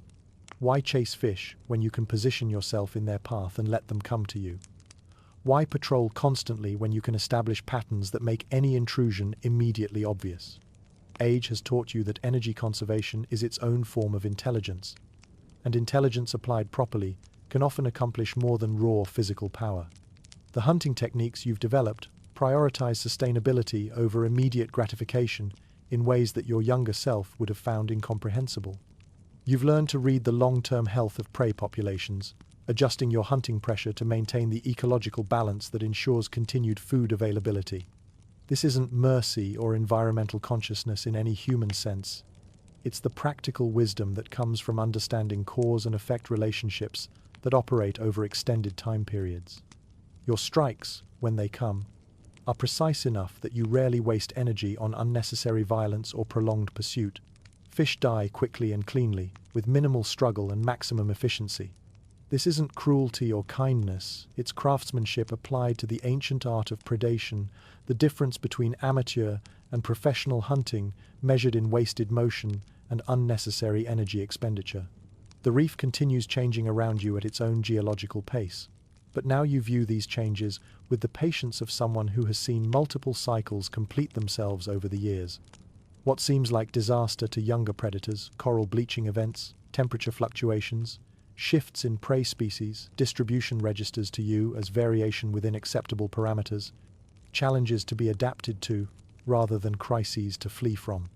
You've weathered environmental changes before and learned that most disruptions that seem catastrophic initially turn out to be manageable with the right approach and sufficient patience. Your flexibility in responding to change has become one of your greatest assets, allowing you to maintain consistent success even as the reef ecosystem continues evolving around you. The seasonal cycles that once seemed mysterious and unpredictable now feel like familiar rhythms that you can anticipate and prepare for months in advance. You know which changes signal the approach of abundant feeding periods, which environmental shifts indicate the need to adjust hunting strategies, and which variations fall within normal parameters versus those that require significant adaptation. Your body shows the accumulated wear of decades in the ocean, scars that tell stories of successful encounters rather than failures, a certain stiffness in movements that reflects the natural aging process of cartilage and muscle. But these changes feel appropriate rather than limiting, like the patina that develops on well-used tools or the comfortable wear patterns in favorite clothing. The physical changes have been accompanied by shifts in your approach to daily activities that reflect changing priorities and refined understanding of what matters most for long-term success. You've learned to distinguish between activities that are essential for survival and those that are merely habitual, focusing your energy on the former while eliminating unnecessary expenditures that younger sharks engage in out of excess energy or incomplete understanding. Rest periods have become more frequent and more deliberate, chosen not just for safety and comfort, but for the strategic advantages they provide in terms of observation and environmental monitoring. Your favorite resting spots offer not just security but optimal vantage points for observing the reef's activities, allowing you to maintain awareness of territorial changes and hunting opportunities even during periods of inactivity. The satisfaction that comes from this stage of life feels different from the simple pleasure of successful hunting or territorial defense that characterized your earlier years. It's a deeper contentment that comes from understanding your place in the larger ecosystem and recognizing that you've achieved a level of competence and integration that most predators never reach. Your territory has evolved from a simple hunting ground into something approaching an art installation, though you'd never think of it in those terms. Every rock placement, every coral formation, every current pattern has been optimized through years of careful adjustment and environmental management that would impress marine biologists if they could observe your decision-making process over extended periods. New arrivals to the reef often assume this perfection occurred naturally, not realizing they're observing decades of subtle curation by a predator who understands ecosystem management better than most creatures with significantly larger brains. The seemingly natural arrangement of hiding spots, ambush points, and patrol routes represents the accumulated wisdom of countless hunting expeditions, territorial disputes, and environmental adaptations. You've developed what could be called a management philosophy for your domain, though it's more intuitive than theoretical and based on practical experience rather than abstract understanding. Rather than maximizing immediate hunting returns at the expense of long-term sustainability, you now balance short-term needs against the health of the overall system that supports your continued success. This approach manifests in subtle ways that other predators rarely notice, but which contribute significantly to the productivity and stability of your territory. Overfishing certain areas gets rotated with periods of conservation that allow prey populations to recover and maintain themselves. Young fish receive occasional passes that ensure future hunting opportunities rather than immediate consumption that might compromise long-term food security. The cleaner fish in your territory have learned to recognize you as a regular client, approaching with the kind of professional confidence that comes from years of successful service relationships. They know that you'll remain motionless during their grooming activities, that you won't suddenly decide they look tasty despite their convenient proximity to your mouth, and that you'll provide protection from other predators who might be less enlightened about the value of professional cleaning services. This arrangement benefits everyone involved and demonstrates the kind of ecosystem integration that only develops with maturity and long-term thinking. The cleaner fish get reliable clients and protection, while you receive maintenance services and access to the information network that cleaning stations represent. These small fish see everything that happens in their territory, and their behavior provides valuable intelligence about territorial changes, predator activities, and environmental conditions. Your presence has become stabilizing for the reef community in ways that extend beyond simple predation relationships. Smaller predators understand that your territory offers predictable dangers rather than chaotic ones, allowing them to plan their activities around known risks rather than constant uncertainty. They can time their hunting activities to avoid direct competition while still taking advantage of the opportunities that your territorial management creates. Prey species have learned your hunting patterns well enough to coexist efficiently, creating a balance that maximizes survival for everyone while still providing you with adequate nutrition. This isn't sentiment or mercy, it's practical ecosystem management that ensures the long-term productivity of your hunting grounds while minimizing the energy expenditure required to maintain territorial control. You've become part of the reef's infrastructure rather than just another predator passing through, contributing to the stability and predictability that allows complex ecological relationships to develop and maintain themselves over time. Your territorial boundaries serve as reference points for other species, creating a framework of predictable behavior that benefits the entire community. Occasionally, you catch yourself making decisions that prioritize the reef's overall health over immediate personal benefit. A shift that happens so gradually you barely noticed it occurring. This might be wisdom developing through accumulated experience, or it might be the luxury of secure success allowing for broader perspectives and longer-term thinking. Either way, it works effectively and contributes to the environmental stability that makes your territory attractive to the diverse species that now call it home. The younger sharks who observe you now seem puzzled by your approach to territorial management, as if you're operating according to rules they don't understand or recognize. They expect either aggressive territoriality that drives away all potential competitors, or declining dominance that invites challenges from ambitious newcomers. Your complex balance of authority and restraint doesn't fit their understanding of how successful predators should behave. You don't feel obligated to enlighten them about strategies they'll need to discover through their own experience and development. Some lessons can only be learned through years of trial and error, success and failure, adaptation and refinement. The understanding that drives your current approach came from decades of experience that can't be transmitted through demonstration or explanation. Your hunting activities now serve multiple purposes beyond simple nutrition acquisition. Each hunt provides information about prey, population health, environmental conditions, and the activities of other predators in the area. You've learned to read the subtle signs that indicate whether fish populations are thriving or stressed, whether environmental conditions are stable or changing, whether other predators are operating in ways that might affect your territorial interests. The territory itself has been shaped by your activities over the years in ways that optimize its productivity and defensive characteristics. Certain coral formations have been encouraged to grow in configurations that create better ambush opportunities. Sandy areas have been cleared and maintained to provide optimal hunting conditions. Current patterns have been utilized and enhanced to improve the efficiency of patrol routes and hunting strategies. This environmental modification happens gradually and subtly, through the accumulated effects of thousands of small decisions about where to hunt, where to rest, where to establish territorial boundaries, and how to respond to environmental changes. The result is a territory that feels perfectly suited to your hunting style and territorial needs because it has been gradually shaped by years of occupancy and management. The reef's cleaning stations have evolved in response to your presence, with cleaner fish and shrimp establishing operations in locations that take advantage of your territorial protection while providing convenient access to your grooming needs. These symbiotic relationships create nodes of activity that attract other species, increasing the overall productivity and diversity of your territory. Your understanding of seasonal patterns has become sophisticated enough that you can predict and prepare for environmental changes months in advance.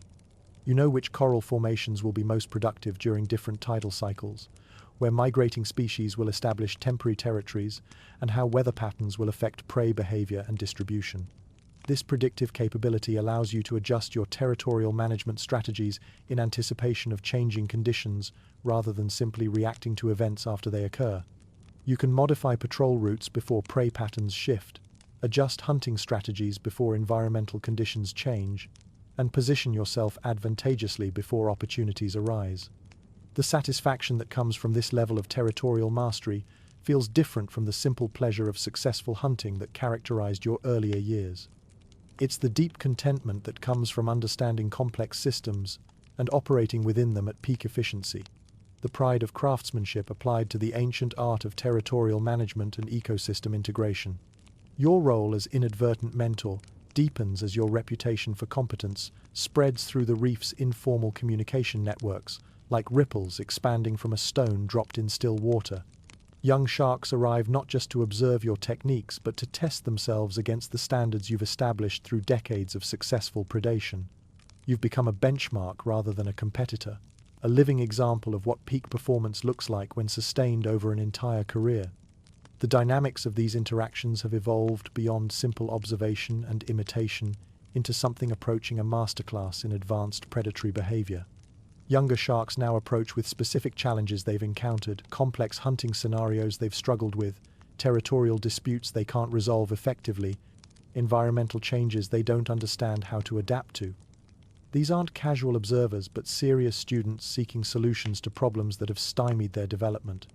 You respond not with direct teaching, which isn't your style anyway, and probably wouldn't be effective for creatures whose learning happens primarily through observation and practice, but with demonstrations of approach and methodology that illustrate principles rather than prescribing specific solutions.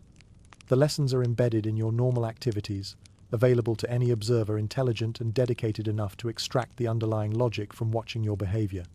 One persistent youngster presents you with the problem of hunting in the new dead coral zones that have appeared as environmental conditions continue changing throughout the reef system. These areas present unique challenges that require modified techniques, since the traditional ambush strategies that work in healthy coral formations are less effective in the simplified landscape of bleached and dying reef structures. Rather than attempting to explain your techniques through some impossible form of underwater lecture, you simply hunt in those areas, while they observe from a respectful distance that allows learning without interference. The lesson isn't contained in the specific movements or tactics, but in the underlying philosophy. Adapt the method to the environment rather than demanding that the environment conform to familiar approaches. The youngster watches as you modify your approach to account for the reduced cover available in dead coral zones, using different positioning strategies and timing patterns that take advantage of the altered light conditions and simplified terrain. They observe how you read the behavior of prey species that have adapted to these changed conditions, noting the differences in their movement patterns and defensive responses. Over several hunting sessions, the underlying principles become apparent to the observing shark. Flexibility in technique application, careful observation of environmental conditions, patience in waiting for optimal opportunities, and the willingness to abandon familiar methods when circumstances require innovation. These lessons extend far beyond the specific challenge of hunting in dead coral zones to encompass the general approach to adaptation and problem-solving that characterizes successful predators. Your influence extends beyond individual mentoring to affect the broader hunting culture of the reef's predator community in ways that create lasting changes in local ecological dynamics. The techniques you've developed over years of experimentation and refinement become adopted and modified by other sharks, creating local traditions of efficiency and effectiveness that spread throughout the area like beneficial mutations in a gene pool.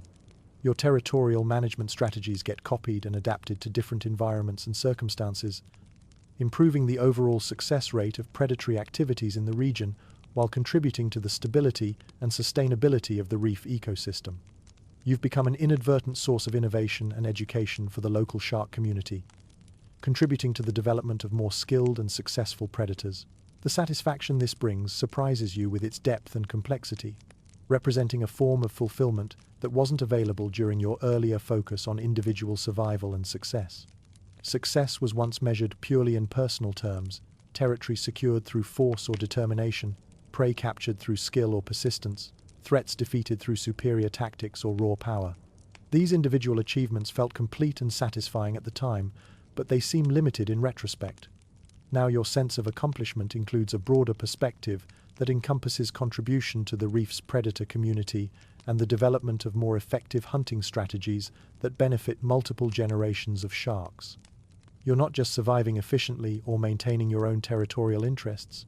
You're helping efficiency evolve and spread throughout the local population, contributing to the overall success and sustainability of predatory activities in the area. Your teaching style, if it can be called that, remains fundamentally unchanged, despite the evolution in your students' sophistication and the complexity of the problems they bring to your attention. You demonstrate excellence through your normal activities and let others draw their own conclusions about how to achieve similar results. This approach filters out the less dedicated students while providing maximum learning opportunities for those willing to invest the time and attention required to understand advanced predatory techniques. The less promising students eventually give up and move on to seek easier instruction elsewhere, unable or unwilling to invest the sustained observation and practice required to benefit from your example. This natural selection process ensures that only the most dedicated and capable young sharks gain access to the advanced education that your territory provides, maintaining standards that produce competent graduates rather than merely increasing enrollment. Some of the young sharks who complete their informal education under your inadvertent guidance develop into competent predators themselves, eventually establishing their own territories in other parts of the reef system. When you encounter them months or years later during patrols or territorial negotiations, you can recognize elements of your hunting style integrated into their approaches, modified and personalized but clearly descended from techniques they learned through observation. This feels like a form of legacy that you hadn't expected to create when you first began allowing observers in your territory. Your influence extends beyond your individual lifetime and territorial boundaries, contributing to the development of more effective predatory strategies that will continue operating long after your own hunting days are over. The reef's younger predator population has begun developing what could be called a hunting tradition that incorporates many of the innovations and refinements you've pioneered over your career. Techniques that were originally your individual solutions to specific challenges have become standard approaches used by multiple sharks, creating a local culture of predatory excellence that improves the overall efficiency of the ecosystem's top-level hunters. Your territorial boundaries have become something of a pilgrimage destination for ambitious young sharks seeking to observe advanced hunting techniques and territorial management strategies. The steady stream of students creates its own social dynamics, with more experienced observers occasionally mentoring newer arrivals and informal hierarchies developing among the student population based on their progress in understanding and applying your methods. This teaching ecosystem that has developed around your territory provides benefits beyond simple education, creating a network of relationships and information exchange that keeps you informed about developments throughout the reef system. Your students bring news from other territories, information about environmental changes, and reports on the activities of other predators that help you maintain awareness of larger ecological patterns and trends. The responsibility of mentorship, however inadvertent and informal, has changed your approach to daily activities in subtle ways that reflect an awareness of your role as an example and teacher. You find yourself occasionally choosing more challenging hunting scenarios when observers are present, not out of vanity, but from recognition that difficult demonstrations provide more valuable learning opportunities than routine successes. Swimming through your territory in the golden light of late afternoon, when the water takes on that warm honey color that makes everything look peaceful and eternal, you reflect on the journey from that first awkward emergence into consciousness to this moment of established mastery. The reef has changed dramatically over the decades. You have changed in ways both obvious and subtle, but the fundamental rhythms of predator life continue with the same reliable patterns that have operated for millions of years before your arrival, and will continue long after your departure. Your body, while showing the accumulated wear of decades in the ocean, still functions with the precision of a well-maintained instrument that's been properly cared for throughout its service life.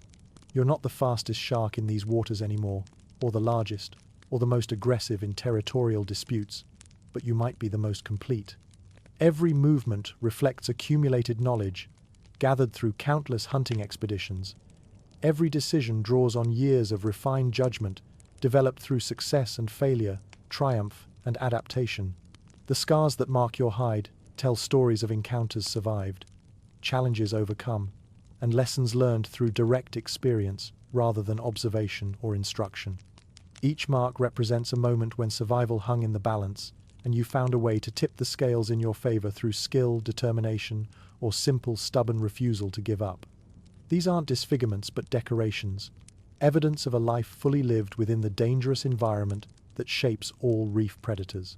Your movements through the water have achieved the kind of effortless efficiency that younger sharks observe with mixture of admiration and puzzlement, unable to understand how something that looks so simple can be so difficult to replicate. The fluid grace that now characterizes your swimming represents the integration of thousands of hours of practice, refinement, and adaptation into movements that feel as natural as breathing. The new generation of sharks exploring the reef reminds you of your own early awkwardness and confusion. Though memory has a way of editing the most embarrassing details, and you probably remember yourself as having been far more competent than these current youngsters appear to be. They make the same mistakes you made during your learning period, struggle with the same challenges you faced, and develop the same gradual confidence that carried you from clumsy juvenile to accomplished adult predator. Watching them attempt techniques that you've now mastered brings back memories of your own early failures and eventual breakthroughs, creating a sense of continuity and cyclical progression that connects your individual experience to the larger patterns of growth and development that characterize all successful predators. Their struggles validate the difficulty of the path you've traveled, while their eventual successes confirm that competence can be achieved through persistence and proper application of effort. Some changes in the reef environment concern you more than others: temperature fluctuations that exceed normal seasonal ranges, coral die-offs that seem more extensive and persistent than previous cycles, shifting prey populations that suggest larger ecological disruptions. But these register as challenges to adapt to rather than crises to flee from, because you've weathered environmental changes before and learned that most disruptions can be managed with the right approach and sufficient flexibility. The ocean has always been unpredictable in ways that require adaptation rather than resistance, and the difference between your current response to change and your earlier reactions lies in accumulated experience rather than any fundamental shift in environmental conditions. You've developed the confidence that comes from successfully navigating multiple periods of instability and uncertainty, proving to yourself that adaptation is possible even when circumstances seem overwhelming. Your understanding of the reef ecosystem has evolved from simple predator-prey relationships to a sophisticated appreciation of the complex interdependencies that maintain the productivity and stability of the entire system.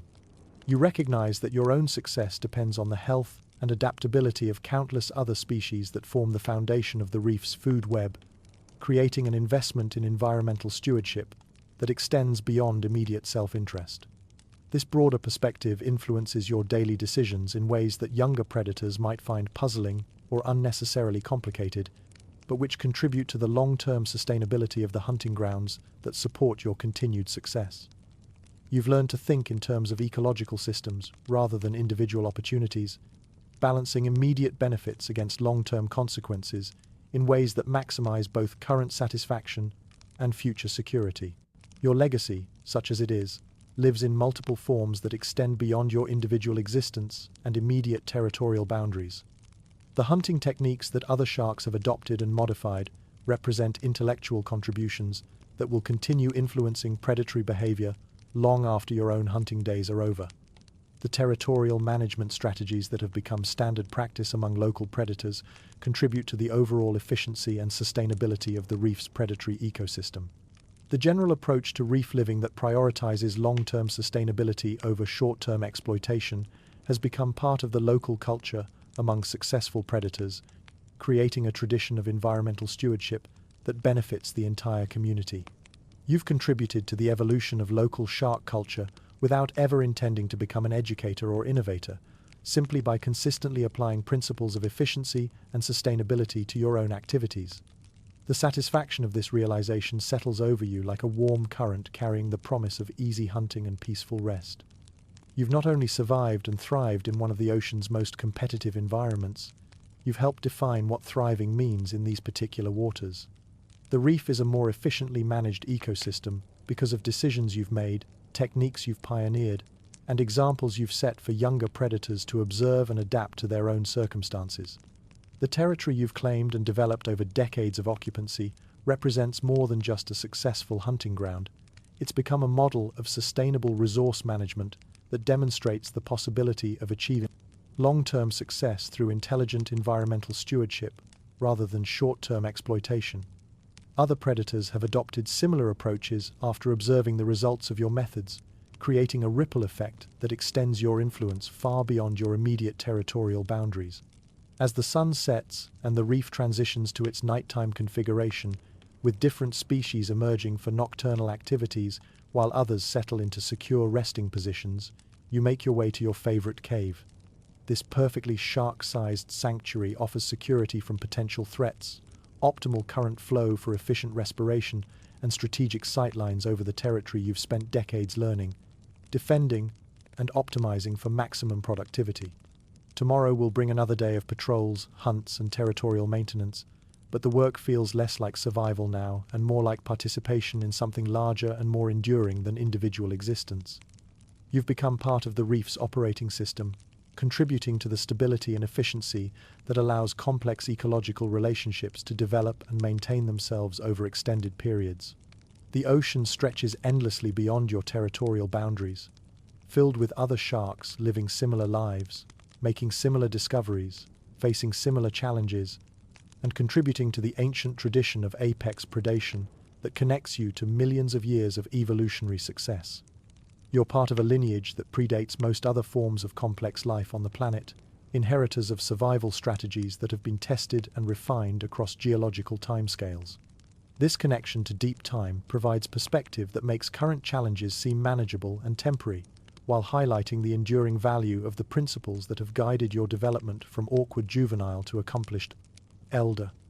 The specific techniques and strategies you've mastered may be adapted to local conditions, but they represent applications of universal principles that have ensured predatory success across countless generations of sharks. Your breathing slows, syncing naturally with the rhythm of the reef's nighttime cadence. Water moves through your gills in a steady, effortless exchange, filtering oxygen while your body rests in the sanctuary of your favorite cave. but though your body is still, your awareness is anything but dormant. The reef does not sleep in silence. Even under the cloak of night, it thrums with the quiet, precise choreography of life. The day shift residents, bright fish, bustling crustaceans, coral companions have slipped into their nightly positions, finding shelter in holes, crevices, and coral beds. Their colors dim, their movements stilled. Yet other creatures rise now, emerging from sandy burrows and coral shadows. Octopuses with minds sharpened for the hunt, moray eels stretching their muscular bodies into the open, bioluminescent plankton beginning their mysterious drift through the current. And you, a seasoned sentinel of the reef, observe it all not with fear, not even with hunger, but with calm awareness. You have become part of the ecosystem's pulse. Your presence, once that of a newcomer learning to survive, is now one of stabilizing force. Your being here is no longer an intrusion or even a challenge to the balance of life, but an anchoring influence. All is well in your corner of the sea, and somehow, on a level deeper than language, the reef seems to know it too. The so-called boring life of a shark, as land dwellers might dismissively label it, could not be further from reality.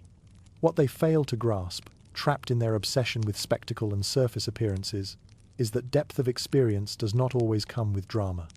Some lives, lived fully and quietly, contain a richness that can only be understood from within. Your life has been one of these. It has been a masterclass in adaptation, an unending process of learning the subtle cues of current, light, temperature, and sound. You've learned how to adjust your behavior as the seasons shift, how to hunt during lean months and show restraint during times of abundance, how to distinguish between the sounds of danger and the ordinary night noise of the reef's metabolism. Every decision you make now, every flick of your tail, every turn of your head, carries the weight of years of refinement. Efficiency has replaced exertion, mastery has replaced struggle. You recall, distantly but with clarity, the earliest days of your existence when your body felt like a stranger's tool, a slippery mess of instinct and fear. You remember the disorientation of trying to breathe underwater for the first time, of flapping ineffectually against the currents, unsure of where danger would strike or where food would come from.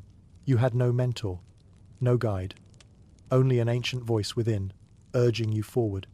That voice was not words, it was survival, coded into your blood. Those first days were chaos. And yet, somehow, you survived. You lived through your own confusion, through failed ambushes and too close encounters. You learned to recognize the outlines of threats, to sense the change in pressure when something large approached. You grew larger yourself, stronger, quicker in your reactions, smarter in your strategy. You learned to wait, to feint, to circle. The ocean became not only a stage but a teacher, and you a pupil, then a practitioner, then something close to a master. In time, your place in the reef ecosystem stabilized. The predators who once viewed you as vulnerable began to view you as a competitor or avoided you altogether. Your presence earned space. And you, in turn, began to contribute more than you consumed, not in the currency of altruism, but in the balance of nature. Your hunting wasn't random or cruel, it was necessary, selective, even corrective. You became part of the feedback loop that preserved the health of prey populations, prevented overgrowth, and maintained the rhythm of the reef. Now, as you rest, that rhythm flows through you. You are no longer apart from it, you are of it. The scars along your body tell this story better than any spoken language. They are your living journal, etched in flesh. Each line across your skin tells of a lesson learned firsthand. An ambush that nearly succeeded, a confrontation with a rival shark, an entanglement with a ghost net drifting in the blue. These are not marks of weakness. They are testaments to resilience, to persistence, to having chosen, time and again, to live. There's something deeply fulfilling in that knowledge that your survival has not been passive, but active. Your life has not just happened to you. You have carved it out of a world that offered no guarantees. You did not rely on luck or inherited advantage. You built your competence hour by hour, day by day, season by season, over a lifetime. And you are not alone in this journey. As the generations have passed, younger sharks have entered the reef awkward, eager, sometimes reckless. You see your past in them. They bump into coral, misjudge distances, chase prey too early, or wait too long. You watch them blunder, fail, get frustrated, and yet you do not scoff. You understand. They are learning the same lessons you once did, through the same harsh and beautiful teacher, the reef itself. What they don't know yet, but will someday, is that their mistakes matter. Every failed strike teaches accuracy. Every misjudged movement builds awareness. Every close call teaches caution without cowardice. Over time, if they persist, they too will learn the silent language of the water, and they are watching you, not openly, not as a student watches a teacher, but they are learning by proximity, by observation, by comparison. The way you patrol your territory, the calculated energy of your movements, the restraint you show in not wasting effort, they notice. They mimic. They experiment. Your influence ripples outward in ways you cannot always track, but which are no less real for being invisible. This perhaps is the quietest kind of mentorship, simply being in a way that others recognize as mastery. It is strange in a way to think of legacy when your species does not build cities or keep written records. But you have come to understand that legacy takes many forms. And yours is not made of structures or names, it is made of influence, of example, of a standard upheld through action. You've introduced techniques and rhythms into the reef's ecosystem that outlast individual hunts. The efficient patrol routes you've created have become models for others. Your approach to balancing feeding patterns with prey population cycles has reduced pressure on vulnerable species. Without ever intending to lead, you've become a kind of environmental architect, sustaining equilibrium by simply doing what works over time. And while humans may marvel at apex predators for their ferocity or raw power, you have come to value something deeper: consistency, the ability to maintain a role, to evolve within it, to adapt without destabilizing. You are not just a hunter, you are a keystone. In this way, your life extends beyond your body. Your influence lingers in the behaviors of others, in the stability of the reef, in the ongoing patterns of interaction between predator and prey, coral and fish, current and motion. What you began as a necessity has become a contribution. And now, as the cycle turns once again and a new generation rises, the circle nears its completion. You are no longer growing larger or faster. You are not as quick as you once were, though your mind is sharper. Your strength is now more in strategy than in speed. And with this change comes a kind of peace, a knowledge that you've done what you were meant to do. You've moved from novice to elder, from consumer to conservator. The young will stumble. They will struggle. And one day, if they survive long enough, they too will glide through the reef with the same quiet confidence, not needing to prove themselves anymore, only to be. And in doing so, they will carry something of you with them. A technique, a timing, a way of moving. Even if they never know your name, they will echo your presence. This is the essence of ecological memory, not held in books, but in behaviors passed down through silent observation. You have become part of the reef's memory now, part of its lore, and that, you realize, is a legacy that no wave can wash away.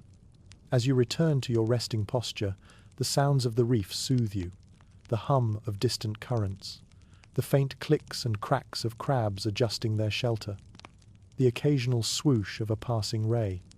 All of it speaks to a system functioning alive, dynamic, complex. You inhale, exhale, breathe again. In this stillness, you feel whole. The life of a shark, often caricatured as monotonous or mindless, has in truth been a journey of depth, awareness, contribution, and transformation. From the flailing, confused hatchling to the practiced, poised predator, you've embodied the truth that mastery is not about dominance, it's about integration. It's about learning to live with, rather than against the world around you. And tomorrow, when the sunlight filters through the reef once more, painting golden beams across the coral towers, you will rise again, not to conquer, not to perform, but simply to continue. To patrol, to sustain, to observe, to live in rhythm with the reef, as you have for so long. Your work is not yet done, but your legacy already is alive.